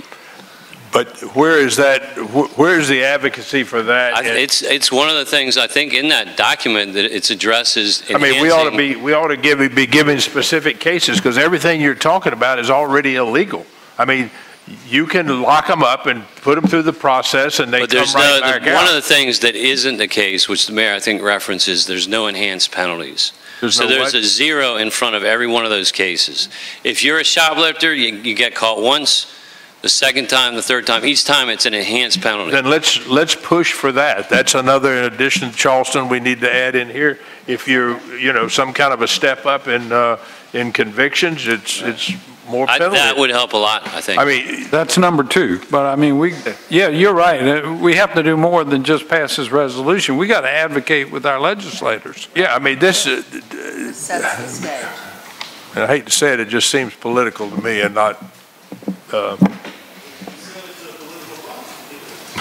Maybe you're right. All right, let's join hands and sing Kumbaya and say yeah. All right, Kumbaya. I saw march to Columbia.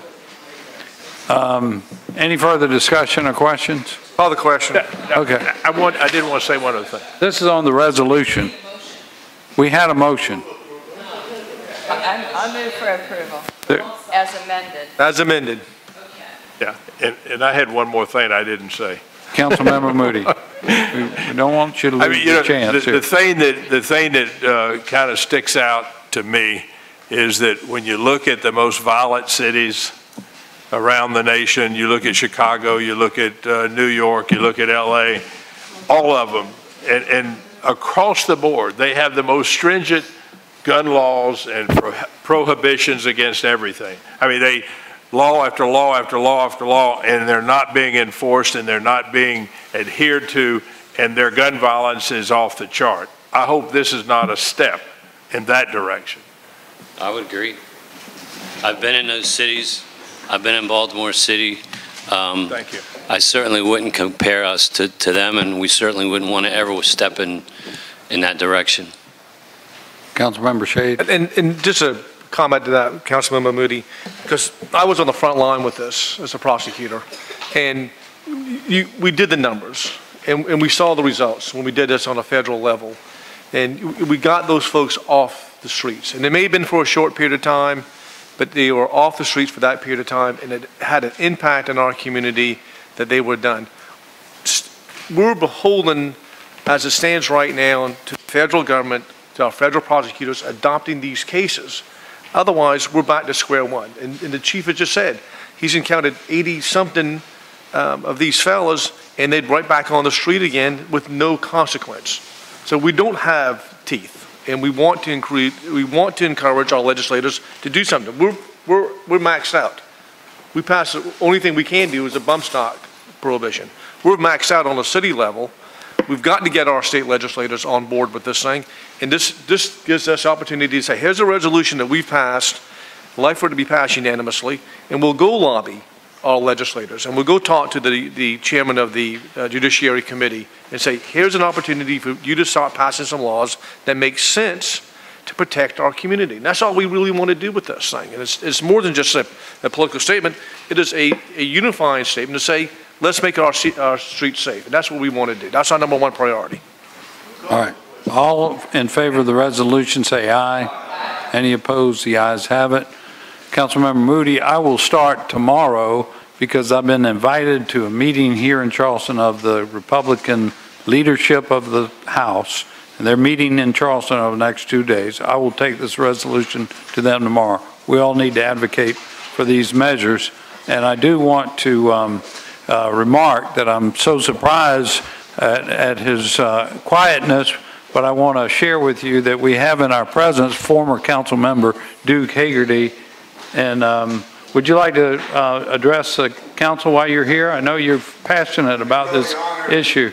Yeah. Thank you so much. And it's truly an honor to be here, and I'll keep this real short, having been here many times myself, way past midnight. But first of all, Mayor and City Council members, I can't tell you how much from Arm in Arm and all the members of this community who feel so strongly about this subject. We've been working on this for now 3 years. We have been going to the state legislatures. We have been going up there to Columbia. We've been talking to everyone we possibly can. These are the take-home messages. Gun violence is a public health issue. We all own it. It is our responsibility to stand up, first of all, to own it, identify it, and then see what we can in a real way, a meaningful way, to to get this under control. I'm a gun owner. The Second Amendment rights, we're not here to debate that. What is going to be effective in the long term and what has been shown? And I agree with Councilmember Moody and many of others. The nuances of this is where we get totally lost. But there is one thing that keeps coming back. It's background checks, thorough background checks. And it goes right back to protecting the gun owners who have every reason to have their gun and to keep it safe. They have that responsibility to keep that gun safe and to know how to use it. The background checks are there to prevent people from having guns who shouldn't have it. That's where the problem is. And that has been shown, and I could spend as long as you wanted debating that, but there's a lot of science that's been shown in medical journals and so on. There's a lot of interest in this, and that is something that you can't argue against. The statistics are out there. Background checks save lives. And it goes right back to Chief's point. What are we here ultimately to do? To save lives. And background checks save lives. So thank you all so much. I'm really proud of you. And then going back, this is just a resolution, but everybody hears it. It's got to start somewhere. And it's a bottom up. We certainly learned that. The more your legislators hear about this, and boy, they heard about it. And they're going to hear a lot more about it, and they're not going to do a darn thing until you say, you know, I'm not going to vote for you unless you support background checks. And you just say that to them. Do you support background checks? Yes, no. If you don't, I'm going to make sure you're not elected. If you go to support it, I'm going to do everything I can to make sure you're there. All right, thank you all so much. I'm really proud of you. Thank you, Councilmember Hagerty. Nice to have you back in chambers. So next is our Committee on Human Resources. I believe Councilmember White is going to speak for Councilmember Lewis. I'll just, a couple quick comments. Of course, we, at the Ways and Means Committee, we had already passed the budget items for the plan change amendments or plan changes for 2019 healthcare budget. Going further, our dental plan will change over to United Concordia. Vision will be covered by IMED. We are changing our HRA, HAS, and FSA administration to Connect Your Care. We chose to defer the stop-loss agreement as well as the long-term life and disability and short-term disability to be brought back after our Budget Committee meeting that'll be forthcoming. So I will, with that, just if there's any questions, we can answer them, but otherwise I'll move for the adoption of that report. Second. Any questions or discussion? I would like to share that we recommended this without any increase in premiums for our employees on the medical side. Apparently the dental side was such that there's a very small increase on the dental premium, but not on the medical side. So there's a very, very minor adjustment to our employees. All in favor, please say aye. Aye. Any opposed? The ayes have it. Next, our Committee on Recreation. Councilmember Gregory. Councilmember. Thanks. You're welcome. I know. No, then to hear the side conversations. The Recreation Committee met on August 13th, 2018, and there were several items on our agenda, some of which did include actions. The first was the Palmetto Rose Kids Program, and we did hear a report from our new director, Ms. Jordan, who has formed 4 committees and a task force in order to come up with some recommendations to this body for changes to the program if necessary. Stony Field, we had extensive discussion on Stony Field. The first thing we wanted to know was whether or not the study had been completed.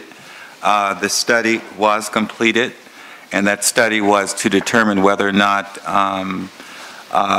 Stony Field could be used at the collegiate level. Yes, it can at $14 million. However, we discussed trying to cobble together various portions of dollars to do any necessary repairs or replacement of Stony Field. And we did talk about the monies that the school board owes, plus what we have in the can, plus possibly gleaning some dollars from our recreation bond. So we're still working toward, as well as the TIF. So we're still working toward trying to cobble together enough money to really get started on this project. WPAL, we did have a very good discussion on WPAL. Staff has already completed a strategy that moves from concept to design. So we are moving forward to be able to have enough information to compete for dollars for that project. We did discuss the recreation bond. That bond would cover the golf course, I think Moultrie Park, and there are a number of other parks that the recreation bond would help. We did talk about the status of the ongoing cultural planning process, and that is going smoothly. We also had a discussion from our cultural affairs on the status of the Cannon Street Arts Center. Of course, that's going smoothly, and hopefully that'll be opening before the Christmas time. We did vote on the changes for the Corrine Jones Community Garden proposal that was presented. Also, the Daniel Island Neighborhood Park number 4. The drawings and plans were also presented to the committee, and the committee voted in favor of it. We talked about Ferguson Village a bit. We did vote for the bathroom tonight. And we also had former council member Kathleen Wilson to come in and talk with us regarding the natatorium. And the Recreation Committee committed to recommend to our Ways and Means Committee for the next meeting to appropriate $10,000 toward the completion of the due diligence with regard to the natatorium.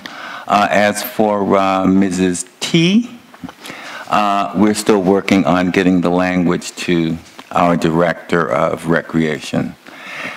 All these items were voted unanimously on by the committee, and I would ask this body to support it. Second. That's your motion and a second. Councilmember Jackson? Yes, thank you. Mr. Gregory, I sat in to listen to all of the wonderful conversations at the committee meeting earlier in the month, and I just wanted to emphasize, you mentioned several of the things that the recreation bond is designed to pay for, but I think personally one of the most important items, and a minor cost by comparison, is to do a comprehensive master plan. Yes, thank you. And because speaking from an area that is woefully underserved in Parks and Rec, or at least we need some key elements. I do think that the master plan is going to benefit the entire city, so. Thank you, because we have been flying blindly for a while with regard to development of recreation and park facilities. So I do think it's important that we do that. Thank you. Thank you. Councilmember Seekings. Are we going to come up with a better name than Daniel Island Neighborhood Park number 4? I have some great pictures, too. Number White? With all due respect. We actually, right. He's still alive. It's really Daniel Island Neighborhood Park. Right. We had Jason came out last week and met with some residents who live in and around the area to review the plans, and we had discussion around actually coming up with a definitive name. So what we're going to ask is that the neighborhood association, in conjunction with the community out there, put forward some recommendations, and working with some of the historic groups out on the island to come up with some names that we could then vet out and then obviously bring to the Recreation Committee. So yes, we thought about that. Thank you. We didn't think it was very attractive, to be honest with you. So. Councilmember Waring. Thank you, Mr. Mayor. On Stony Field, I know the College of Charleston expressed some interest. I think the Citadel did not. The college has gotten this budget obviously approved. It started July 1. Do we know whether they have any money in this budget to put towards Stony Field in 19, towards that check, towards the creation of the track, NCAA track? We are meeting with them next week with President Osborne, interim president. Okay. I don't know the answer to that question, Okay. but we do have a meeting scheduled with them next week now that the study's been completed. Thank you. And then on the WPAL, you know, we have now what I think a more equitable split on the green space money, which is 50-50 versus 70-30. Will we be in a position to be able to hopefully compete for some of the green, to know how much money we will need to do this park? To compete with some of the money and request monies from Charleston County Green Space? So the way the Greenbelt program works is the money's procured. So it's really about the acquisition of land. It's not, you don't request dollars from the Greenbelt program to make park improvements. Okay. So this process that we've laid out in front of you will be to get that coalition of the community engagement. We know that there's a lot of work that's already been done, but to bring that subcommittee together and all the other neighborhoods surrounding to nail down a good solid concept plan, develop a budget, evaluate the conceptual budget against our current funding that is already funded, and then move forward with the budget. Okay, thank you, Mr. Congressman. And then the last thing, the natatorium, I think we need to, well, I know we need to change the name of that to say wellness natatorium. It will be more than a singular use. It would be more of a wellness center. So if you all would Yes. Do that going forward, I know we and the rest would be appreciative. Okay, not a problem. And Mr. Mayor, you know, while we're at it, we did have some discussion after you left the Recreation Committee meeting regarding Ferguson Village, and in fact, I have a meeting with them tomorrow night where they want to discuss some of the issues that came up during your visit. And I think one of them had to do with developing a center out there. But I would like to talk to them about perhaps an alternative, because I do think that the Daniel Island Neighborhood Park and the way that's done might be pretty appropriate if we can acquire the land that you guys discussed instead of doing a center. Perhaps we can really create a beautiful passive park. So I'm going to try to discuss that with them tomorrow night. Council. I don't know if any progress has been made yet on the investigation of the property, but yeah. I feel like that would be an ideal candidate for Greenbelt funding. Yes. Yeah. That's why I brought it up. Councilmember Gregory, I just have a question, Yes. just for clarification. When you said everything was approved to move forward, you're with ongoing plans? Yes. Some of these things? Okay. Yes, yes. Thank you. Yes. So for Ferguson Village, Colleen Carducci did pull a plat associated with the property. The property is about 8 acres, a little bit more than 8 acres. I think it's 1.6 acres high. So most of it's wetland. Nonetheless, it does have some passive park space that could be programmed. I think that the nature of the new Greenbelt program, that property would score highly in our application process just for the preservation of the natural systems that are there for resilience sort of things. Okay, thank you. So any other questions, discussion? We'll approve the report and matters from the Recreation Committee. All in favor, please say aye. Aye. Any opposed, the ayes have it. That would include the motion to refer a $10,000 request to the Ways and Means Committee for the Wellness Natatorium. Yes, thank you, Mr. Mayor.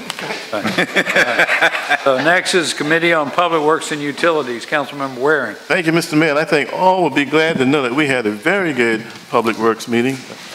Very good presentation by Ms. Cabinets and her staff on updating the drainage manual, and I hope we all give her great congratulations, realizing how many calls she gets a day, going in 9 different directions, and she was able to crank out, she and her team able to crank out, along with legal, an update to our manual. So we're making big progress on that, and thank you again, Ms. Cabinets, wherever you are over here.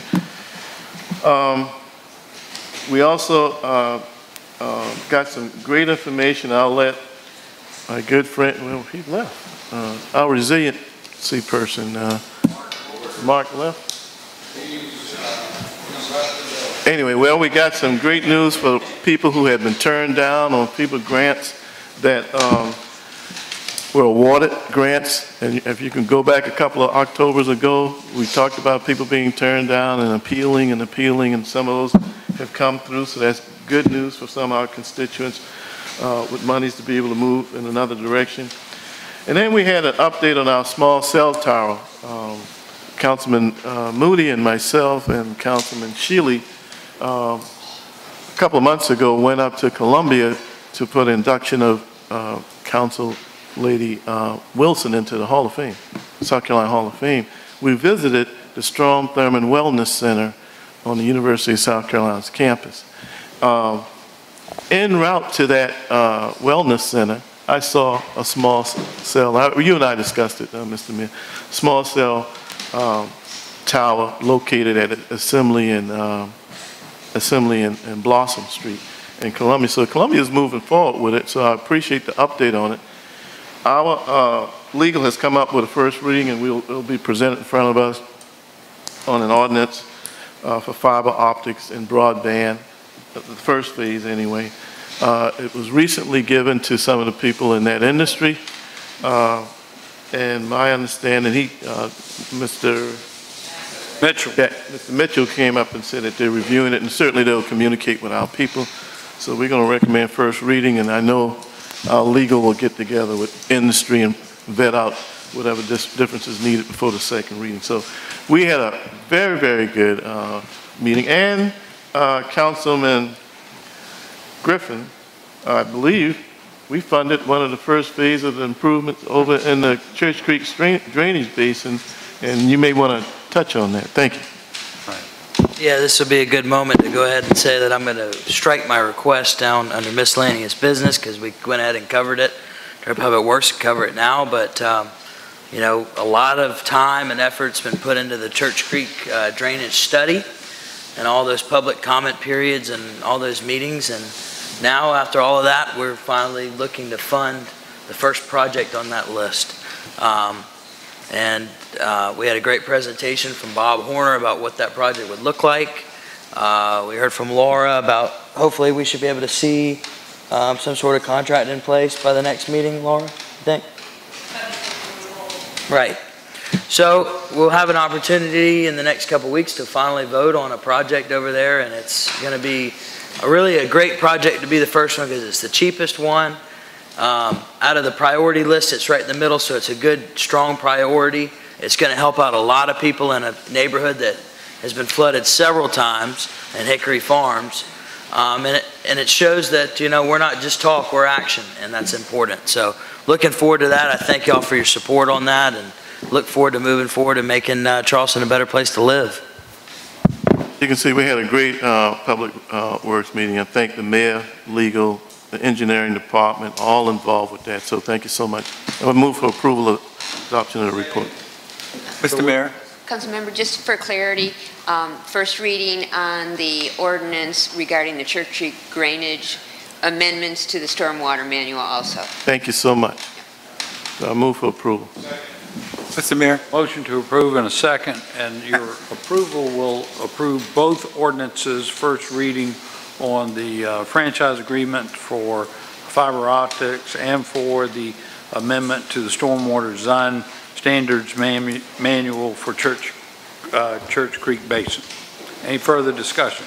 Just to kind of a clarification, when I got all of this stuff, I was going to vote or ask that this be deferred, this franchise agreement on the fiber optics. Just out of curiosity, I mean, when I started reading that, the whole thing is kind of blank. I mean, there's no numbers filled in, there's no fees, there's no nothing. It made it kind of hard.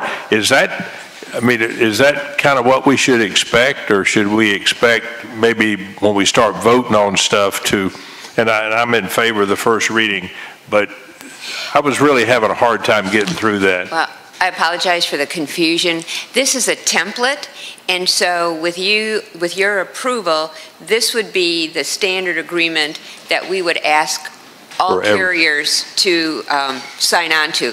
So, for example, if it's AT&T, AT&T's name would go in the blank.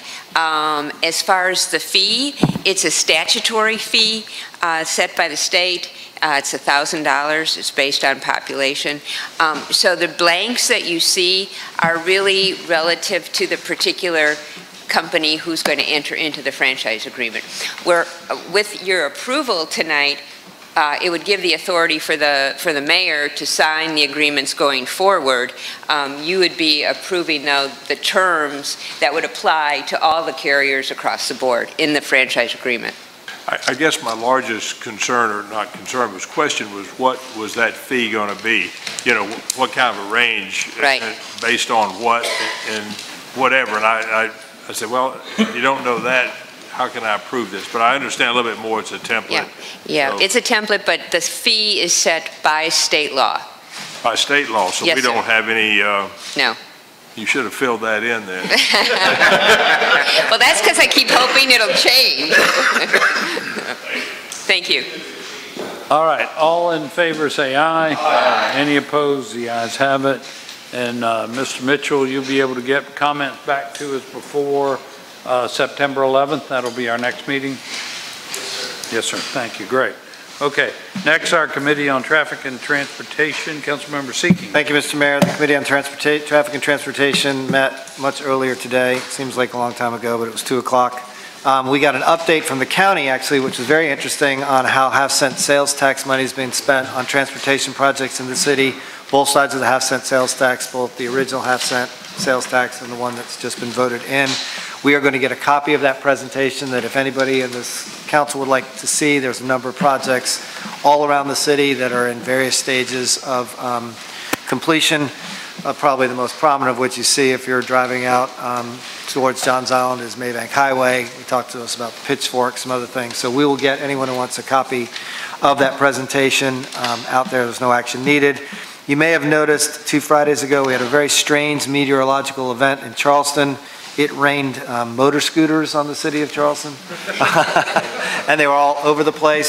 So we have amended our current ordinance for the next year under Chapter 19, Section 93, to make the riding of motorized scooters in the city of Charleston forbidden until we can go take a look at it and see what happens. That amendment to the ordinance was voted on unanimously.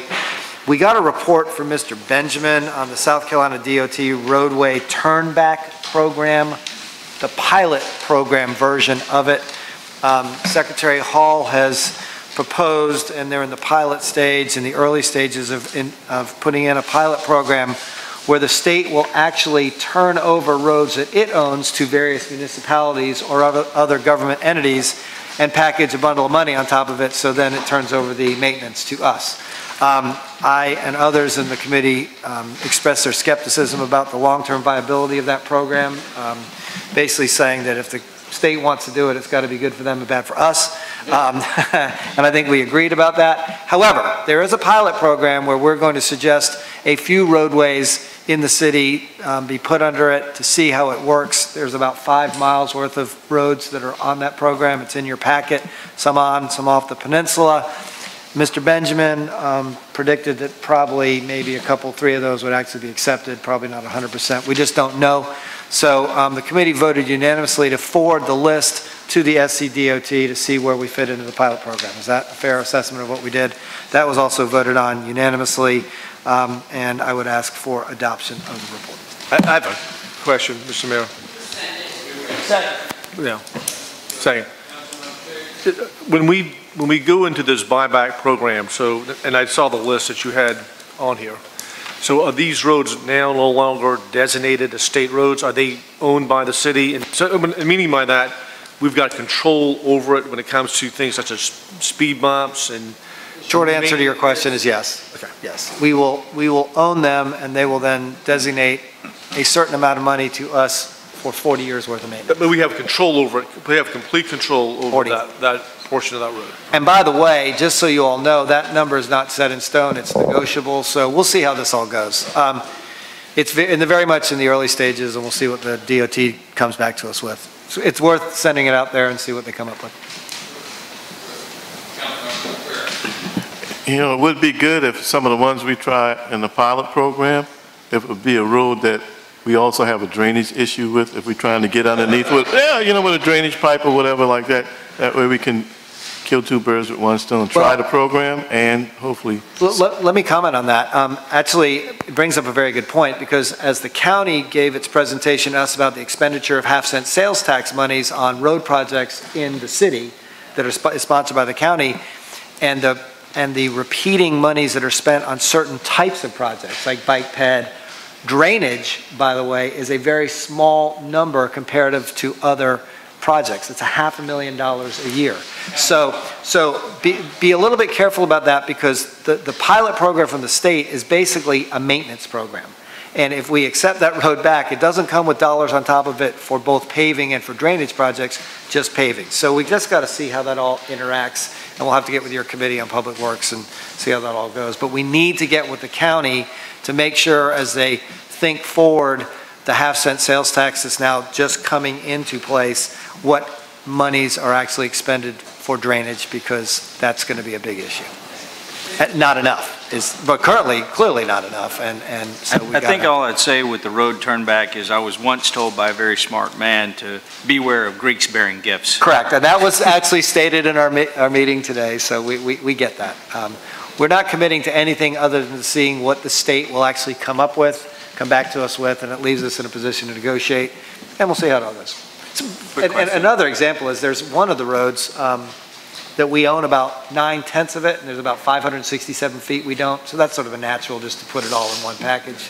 Others are, for instance, St. Philip Street, where we want to do a complete streets people pedal plan project on it, so we'll just see how that all goes.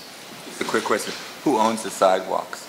That's a good question. It depends, is the answer to that. I mean, it depends on exactly where you're talking about and where you are. How about the streets that we're going to? So, project by project, I don't know. Some of them may not even have sidewalks on them. Yeah. Yep. Okay. Thank you. Any other questions or comments? So we'll be looking to the approval of this ordinance to prohibit the use of rental and rental of motor vehicles. Yes, sir. All in favor, please say aye. Aye.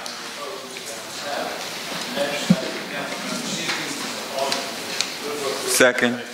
Thank you, including adoption of the internal auditor's report.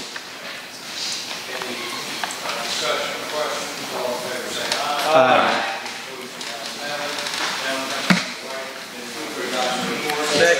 As amended.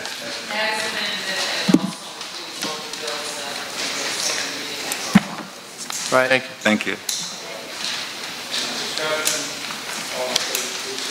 Aye.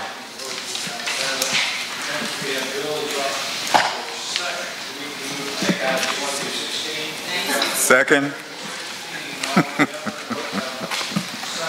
Okay, who's gonna fight with the mayor over this one?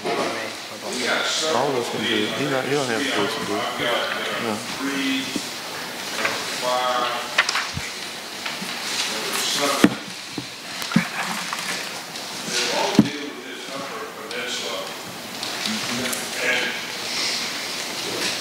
I've got some concerns about exactly how all that height is. It's going to change it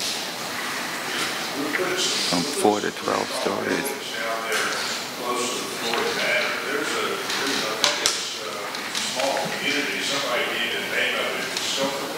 Silver Hill, right? Right. Rosemount, all that. I'm not sure all of that's what we wanted to do.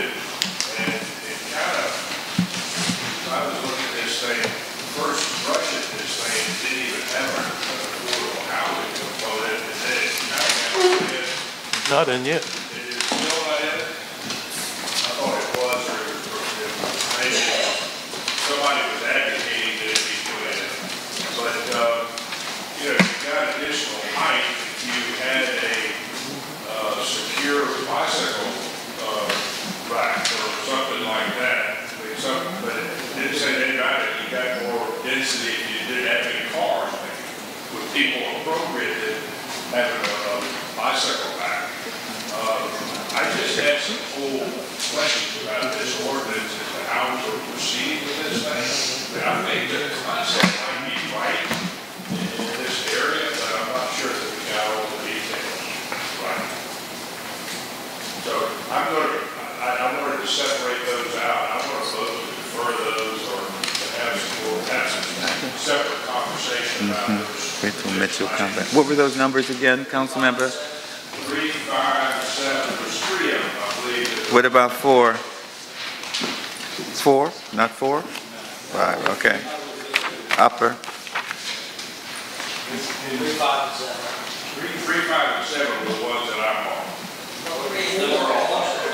3 and 4 go together. Right. Include that. 3 and 4. Exactly. Exactly. So it's 4. 3, 4, 5, and 7. Right, okay. Second. I'll accept the amendment to remove 3, 5, 3, 4, 5, and 7. Okay. And we'll deal with those separately. Right. I gotta say that the number 6 is the one that goes to the number 5. It's actually 3 through 7. 3 through 7. Plus Councilman Mitchell will be back. Yeah.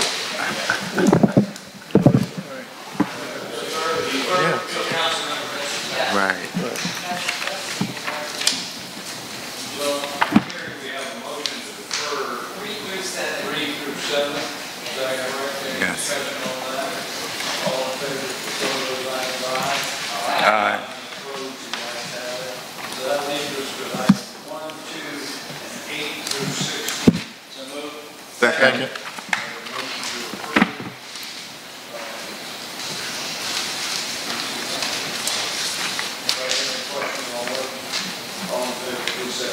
Aye. So move. Second. 1, 2, 8 through 16. Come on, let's get through this shit. Yeah, come on, let's get through this. Aye. That's it, ain't it? What we got now? Those up for first reading. Okay.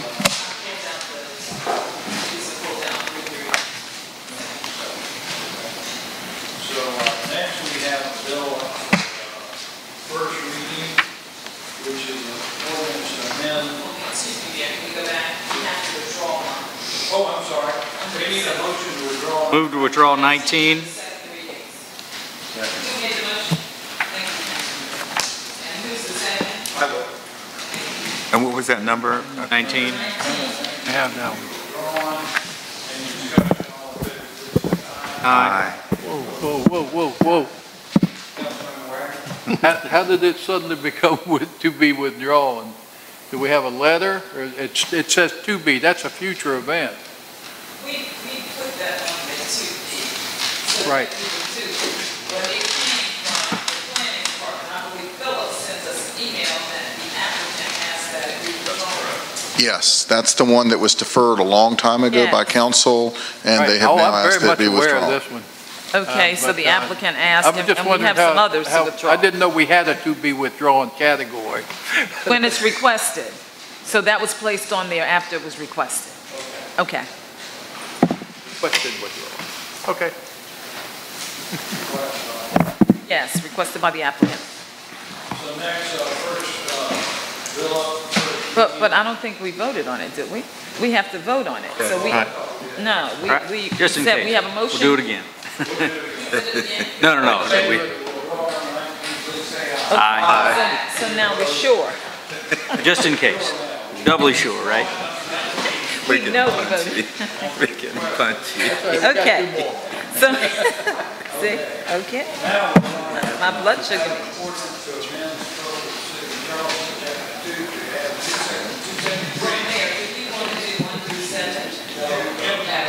No.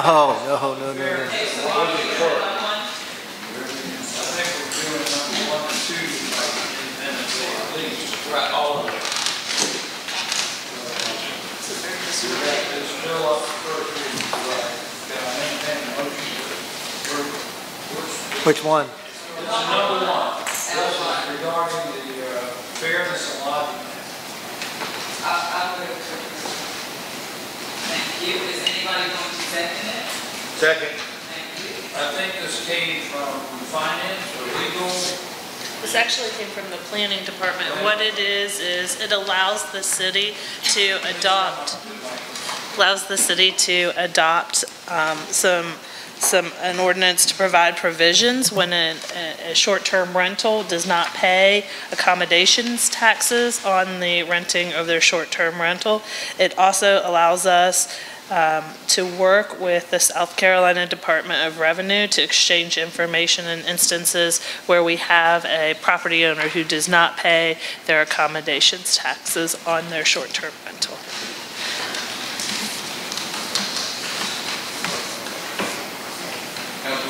I'm fine with that. I just wonder, we had some addendums, that our staff was supposed to be working on with the short-term rental aspect. I think that was about 3 months ago.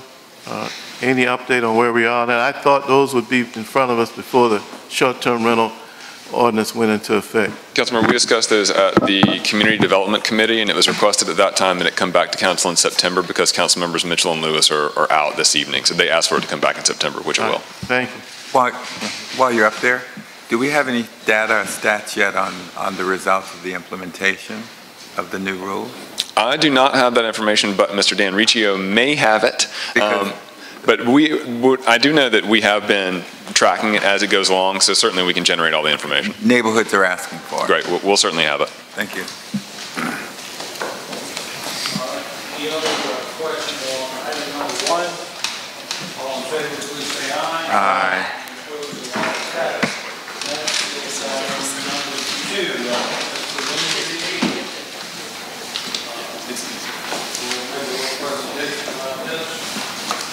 Thank you, Mr. Mayor. This is, we just have 3 slides here. This is a proposed amendment to the Board of Zoning Appeals special exception for accommodations. You all know the accommodations overlay map. This is a map of the peninsula which shows in gray the parcels which are within the accommodations overlay. That means that they are eligible to become an accommodations use, which is to be occupied by fewer than 30 days. So that would include hotels, short-term rentals, any other type of accommodations use is shown here on this map. There are, of course, other properties that are zoned for accommodations off of the peninsula. This is the area, however, that we're most concerned with. And the amendment here, which is slightly off the page, is designed to do some basic things. The first is to prevent overconcentration of hotels on the peninsula, preserve office spaces. This has an amendment which prevents the displacement of offices and it would give the Board of Zoning Appeals discretion to, for example, condition an approval that a developer would have to replace the office space somewhere else if it were to be displaced. We were very concerned about the loss of office buildings in our city center. It protects retail spaces on the main retail street. For example, on King Street, we've seen some recent projects that have converted the ground levels of the buildings from retail into lobbies for hotels, and we feel like that's very undesirable, especially in a time when retail is very challenged around the country. We want to make sure that our retail streets are as good as they can be, so it prevents the displacement of a former retail space to turn it into a hotel lobby. And the last thing that it does is it works to keep affordable housing, and it does that by enabling the Board of Zoning Appeals to require that a developer rebuild dwelling units if they are displaced from a site. Now, they have that power now, and in a case in Upper Meeting Street recently, 159 dwelling units were demolished to make way for a hotel. However, the board only had the power to require the replacement of those units. These amendments allow the board to consider the price at which the units were rented or sold and require that a developer rebuild affordable units as their replacement if they were affordable before. So it's a special affordable housing provision that we think is very important. And the final thing that I'm going to show is just this graph, which we've updated recently.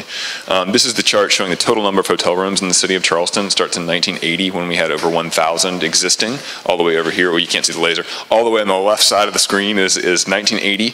And then the vertical bar almost all the way on the right is today, 2018, where we have almost 5,000 hotel rooms.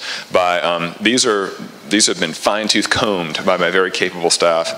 To the right of the graph shows our projection of hotel rooms. All of those are approved, and they have in hand a special exception from the Board of Zoning Appeals. They have the right to build a hotel. We believe that all of them will be built, and those are our projections as to when they will come online.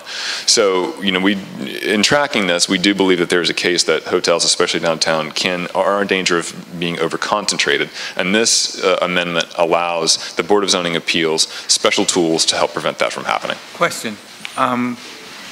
How do you determine overconcentration? Well, it's a good question. And one of the things that we did, it was actually about 3 years ago now, we compared the number of hotel rooms to the number of residents in the city center. And we looked at it and compared us to different cities in terms of how concentrated those cities were in terms of tourist destinations. And we found that our city was about midway in terms of being a tourist destination. So we looked at the number of hotel rooms in relation to the number of residents in the city center. And we looked at San Francisco and Quebec City, Savannah, New Orleans, comparable type cities that have historic centers. And we were about in the middle. We wanted to make sure that we didn't in fact slip into a territory where we had more tourist uses than we did residential uses in our city center. And that was the reason. We were looking at that matter of how many hotel rooms we had in relationship to residences. So in our opinion, we were in the middle, but we didn't really want to veer further on down the tourist path as a city. Is this a backdoor way for a moratorium on hotels? This would not be a moratorium on hotels. This empowers the Board of Zoning Appeals with special tools that would help to maintain the balance of uses. So for example, if affordable housing is displaced, the board could say, build it back over here. If an office is displaced, the board could say, build offices in this location. So it's not something that, it doesn't stop hotels. It gives the board tools to maintain the balance of uses. But isn't that, just a follow-up, but isn't that a planning department responsibility? This would in effect give the responsibility to the department because we review a proposal and then we give a recommendation to the Board of Zoning Appeals, which they consider. This looks very similar to proposed ordinance back in 2016. What changes have been made from then to now to that? There have been two changes that have been made, which this council adopted. The first is that we made, you all adopted a provision to allow hotels to require hotels to account for how their employees get to work. So it means they either have to put the parking on their lot or they have to show us how they're going to do it. So that's the first thing. And the second thing is we accounted for how hotels manage their valets, their pickup drop-offs, because we found that sometimes, like on a Friday afternoon, they'll spill into traffic and cause a congestion problem. So this council did adopt those two transportation-related provisions. They are not included in this.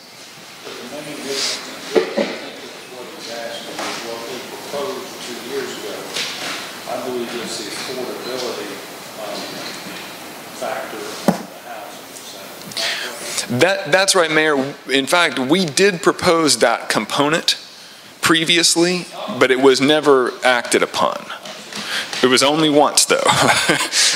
We did discuss this many, many times, but in this exact form, this has never been taken up by council in the exact form that it's in. Yeah, Mr. Lindsay, the thing that bothers me a little bit about this is the 159 units that you were talking about that were raised to build back 159, and they're all at market, and they're and the hotel is going on there also. But, when those things were built probably 30 or 40 years ago, whatever, they were built a long time ago. And they were never affordable. They were always market rate. And as time passed and the owner ignored a lot of repairs and upgrading and stuff like that, there was on a slow decline. So by virtue of the economy and the demolition, if you will, by neglect, they became affordable. So I'm kind of trying to question what we're trying to do here. I don't want to perpetuate slums or something, or say, okay, well, we can't tear those down, so they just become slums. So evidently, it was in the ownership of that thing. The current owner bought them and is going to build back market, really top-notch market rate stuff. But these were not really built as affordable housing. They were always market rate. It's just that they weren't maintained, and so they became problem places. And I don't know whether you have a response to that or not, but I'd be interested in how you address that with regard to once they build back, maybe those in time would become affordable. Right. No, that's definitely possible. What I would say is that the way that the ordinance is written is that the Board of Zoning Appeals has to consider any adverse effect to the housing stock. That's the way it's written. So when they look at a hotel special exception, it's a very broad sort of concept, and they can discuss it from any number of ways and condition an approval in any number of ways. And this just gives them an additional tool to basically look at that issue, to say what was the condition of the housing and what was the rent that was being paid when it was raised, when it was demolished. So we kind of looked to our Board of Zoning Appeals to have an informed discussion around that exact matter, and I think this ordinance does that. So it gives them some latitude to consider the condition and the rent level of the unit if it's displaced. Mr. Lindsay, these changes were formulated by the planning staff, but it's not gone to planning commission at this point. If we were to give it first reading, it's go to planning commission. That's correct, Councilman. Okay. Because they basically, even though it's regarding BZA, the planning committee or commission will have purview over this ordinance. It's an ordinance change that would go to the planning commission. That's okay. Right. So I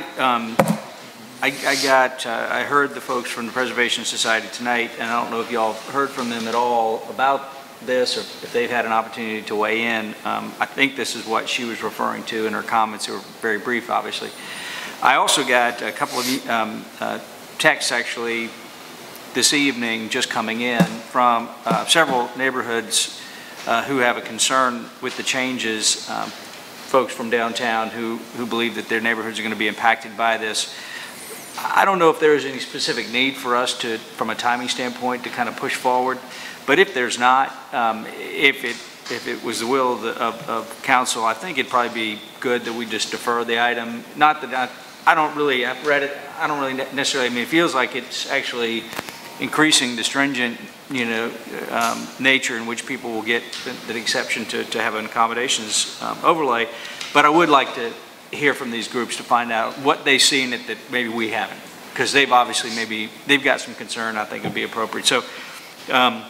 So with that, unless there's some specific overwhelming need or reason that we need to push forward with the first reading tonight, I would like to defer this and at least get a couple weeks to have a conversation. Yeah. Okay. Thank you. I'll only just say, I'll support that begrudgingly, but I think we need more than 2 weeks. There's a lot of big changes in here. I've gone through it very closely, not talked to the Preservation Society. You heard them come in. They're the biggest watchdog group on the hotels in the world, and they want it deferred. We got to give some time to this one. Yeah, and I say 2 weeks. I mean, that's maybe being a little hopeful that we can get organized in those conversations, but certainly that we shouldn't bring it forward until we've been able to have the appropriate conversations. So if it's 2 weeks, great. If it's not, then, you know, but let's all move forward. The month call, we're 3 weeks away from our next meeting. Right. But if we don't have a chance to get everybody together by then, you know, you're right, there's no big rush on this. I do want to just take 1 minute to share with council, I guess, where I was coming from, to bring this back to you and to the public for discussion. This is an article that ran about a month ago with the headline, "The zoning board reluctantly locates another Charleston hotel, says its hands are tied." And Lady Crawford, who's the chairman of the BCA, who I have utmost respect for, the article says that what it knows is hands are tied, that it can do all it can do to minimize the effects unless city council changes the rules. That was the case last week. Members of the BCA said they were powerless to deny the 250 hotel proposed for an existing 10-story office building. As much as we need another hotel in Charleston, he was kidding, that's facetious. I think it meets the current criteria. Board Chairman Lenny Krawcheck and attorney said before the vote to approve the project. I almost wish it didn't, but I think it does. So they felt like they had to approve this, and so we got to be thinking about this example, and then the example we mentioned on 411 Meeting Street, which I don't think Mr. Bennett would mind me sharing with you, that when I met with him, and he got the approval from the BCA, and I was, you know, asking him about helping us provide some affordable housing in the city.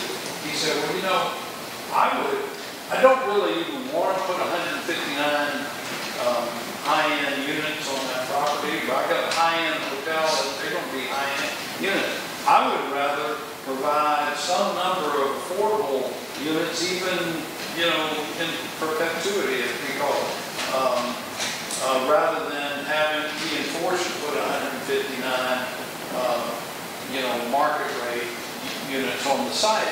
And so if the BCA had that kind of authority to consider that, then they could work out a deal with the developer to promote having affordable units rather than forcing them to do what they did. And then in the case of the office use, the 10-story offices, we want to keep these uses in the city. In this particular instance, we're fine, because these jobs are going to go to a Citadel Mall, which is a great thing. We're not losing the office use. But there will be times in the future, if the BCA does not have the authority, where you might not be so lucky, and you might just lose that office use. So I just felt like this combination of approvals and partial, you know, was a call to us to reconsider, particularly on the issue. I agree with you. Thank you, Mr. Mayor. I'm going to support the deferral, but I would kind of throw caution, because we have a lot of lawyers in the room, but on the beach company issue, when we went to court, Judge Nicholson said that the final arbiter of zoning is City Council. And that process obviously is with our Planning Commission and then Council. This kind of sounds like we're kind of pushing off that zoning uses to the BZA. I actually think at the end of the day, we have to make the hard choices, and the Planning Commission, obviously, with their input, and City Council with the final vote to rezone properties in the city of Charleston. So, I mean, I wouldn't want to run it. You know, when you run into something like that, you go to the BZA. If there's a big difference, we have to go to court. So, while we thinking about this one and kicking it around and bringing it back, I would hope you would take Judge Nicholson's ruling into case. Thank you. We certainly can discuss it. Councilman Wayne. Oh, hallelujah. I'm awake again. Hey, yeah, it's been working me well over 7-8 hours today. But no, as I remember when we did this over on Daniel Island 3-4 years ago, it was a very, very similar concept. We spent about an hour and a half, as I recall, in the church that day. We had a PowerPoint presentation of why we wanted to do these things. Something very similar to this slide, and then a whole bunch more. And I'm thinking that we were going to come back to it at some point in the future, but I figured it would be a very similar presentation, only with all of the questions answered. We got one slide this time. We had at least 10, 12 last time. Two of our primary voices that day are missing tonight, so which is another reason we need to defer it. But I'm just thinking that, as Councilmember Griffin said, he wasn't there. But if you show us what was and what is and what the differences are, you may well come up with a pretty good result. I mean, that would be what it is, because we called it a moratorium back then. We're just not calling it that now. Okay, but it looks like it. So, you know, get it clarified for me, Jacob, if you would, and I'd appreciate it. We have a motion to defer. All in favor, please say aye. Aye.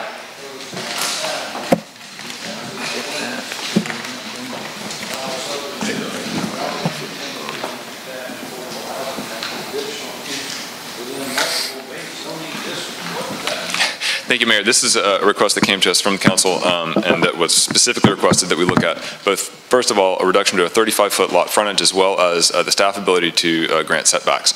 And my staff have taken an exhaustive look at this matter, and they have studied 8 neighborhoods in the city of Charleston, on the peninsula, and in West Ashley, and then they looked at 12 case studies of affordable housing, individual houses that went through the Board of Zoning Appeals. And they've gone through all of the various SR zoning districts, and they have calibrated it in such a way that none of those projects that were single-family detached affordable housing projects developed by Gianna Shaw Johnson would have had to have obtained the special exception from the Board of Zoning Appeals if these were in place. And those are the adjustments that you see. So it's variations in lot frontage, width, setback, things of that nature. But in any case, it will lighten the burden for affordable housing projects to go to the Board of Zoning Appeals. And in fact, the ones that we analyzed, they would all not require that special exception in this case, or variances or whatever was needed. So it's based on an analysis of what the affordable housing projects had to go through to obtain their Board of Zoning Appeals variances. And it basically involves changes to all of the SR districts as well as some of the other districts for lot frontage, as well as setback requirement and lot coverage. So those variables would ease the burden for the BZA process for affordable housing projects only, not for all housing, just affordable housing. So, the minimum lot size under this would be what? Frontage. It depends on the district. And there's a chart that's at the end of this, the last page, and 35 is the minimum, which was the specific one that was requested. There are some where it is larger, 40 or 45, as was discussed earlier for SR1 and SR2 districts. It's not quite as narrow.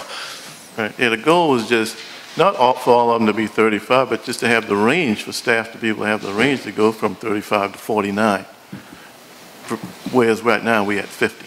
That's correct. Okay. I'll move for approval. Second. Motion to approve. Second. Discussion. So, Mr. Lindsay, the folks who came over here at the public comment period, the citizen participation period about Maryville, Ashleyville area, where is that reflected on this chart? Well, the specific request that they were making was to not vary from the historic 50 by 100 lot pattern that exists in that area. And in what you have before you, it would allow for SR1 and SR2 to be subdivided to a smaller number than that, 40 or 45 feet respectively. So it is lower, a smaller frontage than the specific request of keeping it at 50. However, I will say this, that it would be unusual for a 50-foot lot to be subdivided to 40 feet. or do 45 feet, right? So that specific scenario is unlikely to occur. You may have a larger parcel that would be subdivided down into 40 or 45 feet, but those don't really exist very often in neighborhoods that have a pre-established pattern. So we hear their concern. This does not do exactly what was requested by those residents. However, the specific scenario of subdividing a 50-foot to a 40-foot lot would be unlikely to occur, if that makes sense. Okay, so you've got a lot that exists right now. So say it's 50 feet. Does that, you can't cumulatively reduce lots to create an additional lot? That's correct. Now, let's say you had a lot that was 200 feet long. Well, you could subdivide that down into individual lots that would be 40 feet in width, for example, if you were in an SR1 district. But you wouldn't, if you had a pre-established lot pattern, which is what you have in a neighborhood like Ashleyville or Maryville, you wouldn't take a 50-foot and take it down to a 40. So the opportunity to do that, to obtain lots that are very small in those pre-existing historic neighborhoods, is minimal. However, I think it's important to point out, a neighborhood like Rosemont is a neighborhood that would specifically benefit from this. Rosemont has come through a number of BZA variances for lot coverage or lot frontage, and they would not have to do that under these amendments. These are minor changes to the zoning ordinance that allow those projects to go through without a variance. Because there may be, and I'm just trying to think, in the Maryville, Asheville area, there are, just based on memory, I know there's at least one parcel that's on off of, I think, Jacob Street perhaps, that would fit into the ability to be subdivided into 40-foot or 45-foot lots. Aside from that large lot, I'm just trying to visualize what else is in the Maryville, Asheville area that could fall into that potential, because the concerns that these folks have is a genuine concern. They don't want to lose the character, the nature of the character of that community, and I agree with them. I want to protect that. So is there a way to carve out so that Maryville, Asheville is not affected by this? We looked at that specific issue, and in my opinion, the answer is no, because you really can't pass a citywide, change to the ordinance and then exempt a specific area. You could conversely, you could create an overlay that just applies to that one place, but we wouldn't really be able to exclude one specific area from this citywide change. So, in my opinion, the answer to that would be no. I guess I was surprised to hear, well-respected residents of Ashleyville. So, I'm just curious where they came up with the idea that they should be concerned about this. Are you saying that 3 owners could not, or 4 owners could not sell their property to a consolidating developer and then see more houses built where there had been 3 or 4? That scenario could happen. That's possible. I think that's what they're concerned about. Right. And that would concern me. Mr. Lindsay, can I ask, what is the criteria by which the City of Charleston Department of Housing will certify whether the property is affordable, or how long is it carry on to the next owner, and so forth? I think the basic answer is Gianna tells us if it's affordable or not. but she does have specific criteria that determine whether something is affordable or is not affordable. And this, Mayor, as you know, we want to, as Community Development Committee enabled us to do, we want to bring forward a more sweeping set of rules that do set tiers of prioritization. So if you come up with a project that's 100% affordable, single-family detached house, you get the highest level of prioritization, and that's a future project to do that. What this says is that Gianna would take a look, Housing and Community Development would tell us, the Planning Department, whether this is legitimately an affordable project or not. So we would look to them to certify, is it affordable or is it not affordable? Well, I would just suggest to council that until we know what that criteria is, or at least have a specific timeline. I mean, I hate for someone to come for a subdivision, I'm going to make an affordable property, rent it for it, and then 2 years later, it's not anymore. I mean, we need to have a little teeth in this so that it lasts for a prescribed period of time at least, hopefully forever. It is in the ordinance. It's on the first page where it describes affordable housing criteria is, you know, up to 120 AMI and 90 years is the minimum. So it is the housing, you know, the typical housing homeownership criteria. And the, Oh, it does say 90. yeah, and rental is less than 80.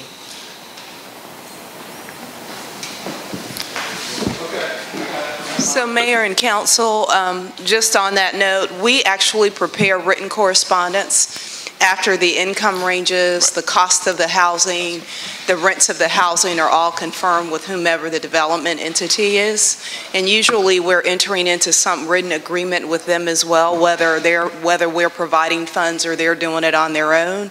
And then we in turn, and it usually is directed to Lee Batchelder, such that the zoning is appropriate, but we direct that correspondence to the planning team as evidence that it meets the criteria which is outlined in that document. Thank you, Mr. Mayor. One big important part to this is you only qualify for this if you're doing affordable housing. And that's the part, I've gone to the neighborhood association, I've explained that, and God bless them, but, and they're right, Ms. Taft laid out Ashleyville at 50 by 100 lots, 50 foot wide, 100. And I would say about 90% of Ashleyville is that way, okay? We're doing this for the whole city of Charleston, not just Ashleyville, Maryville area, okay? I saw in the paper today where they created, when somebody estimated that we need 26,000 some odd, between 26,000 and 27,000 lots to be created over the next 5 years. When I read that, and I read that article, see how many of those lots going to be affordable? Wasn't even in the article. They don't even plan over the next 5 years to create 20 out of that 27,000 almost lots affordable. Maryville and Asheville were laid out from inception to be affordable. What are we doing to do that going forward as we revitalize West Ashley? A lot of the affordability has the potential to be created by infill. So if I had a lot that was 120, a piece of land that was 120 foot wide street frontage, today I have to do, all I can do is 2 60-foot frontage lots. With this ordinance, I'll be able to do 3 40-foot lots to create affordable housing. We have to make structural changes to enable affordable housing to be built by reducing the cost of land. Councilman White, this was in 2015, our planning department came to us to reduce the parking requirement for apartments from 1.5 unit to 1. I think you and I were the only ones that voted against that. Let's look at that 3 years later. All it has done was increase the price of the dirt on the peninsula. When we used to have 100, if you built 100 units, you had to create 150 off-street parking spaces. We reduced that by a third. Everybody else is going to be riding bicycles. Down to 100. And what has happened? 10 stories, 8 stories. And you know what? How much of it is going to be affordable for many of the people working in this room? The people that serve this city aren't going to be able to afford to live in this city, in particular on this peninsula. We have to make structural changes. What are we going to do to bring down the cost of the land, which is the major factor in creating a house?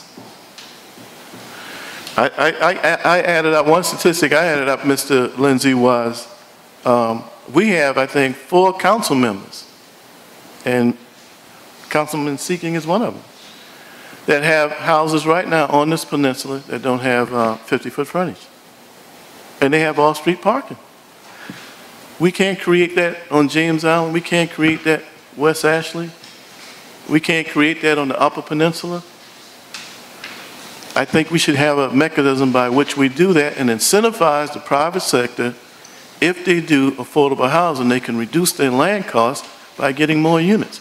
I'm not saying they're going to be 35-foot on all of them, but right now, if I wanted to create a 49-foot frontage lot, I got to go get a variance. If I want to do 45, I have to get a variance. And if I get turned down, I I have to take City Hall to court. That strikes out the affordability for the small developer. Anyway, I thank your consideration on the passage of this ordinance. Thank you. Any further discussion, questions? All in favor, please say aye. Aye. Any opposed? The ayes have it. Thank you. I move to take 4 through 7. Second. 4 through 7 will be taken together. Don't we have an executive session? We do. We got 3 rezonings, extension of the temporary moratorium on prison until September the 12th. Any discussion? All in favor, please say aye. Aye. Move to withdraw items 12 and 13. Thank you. Second. Motion to withdraw number 12 and 13. All in favor, say aye. Aye. Have it. And then, Move to withdraw my item under miscellaneous. Oh, yeah, I love you. I love you. withdraw item number 1. Second. All in favor, please say aye. Aye. He was bringing up some.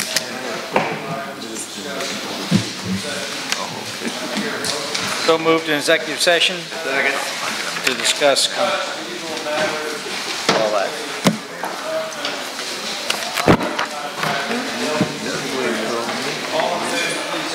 Aye.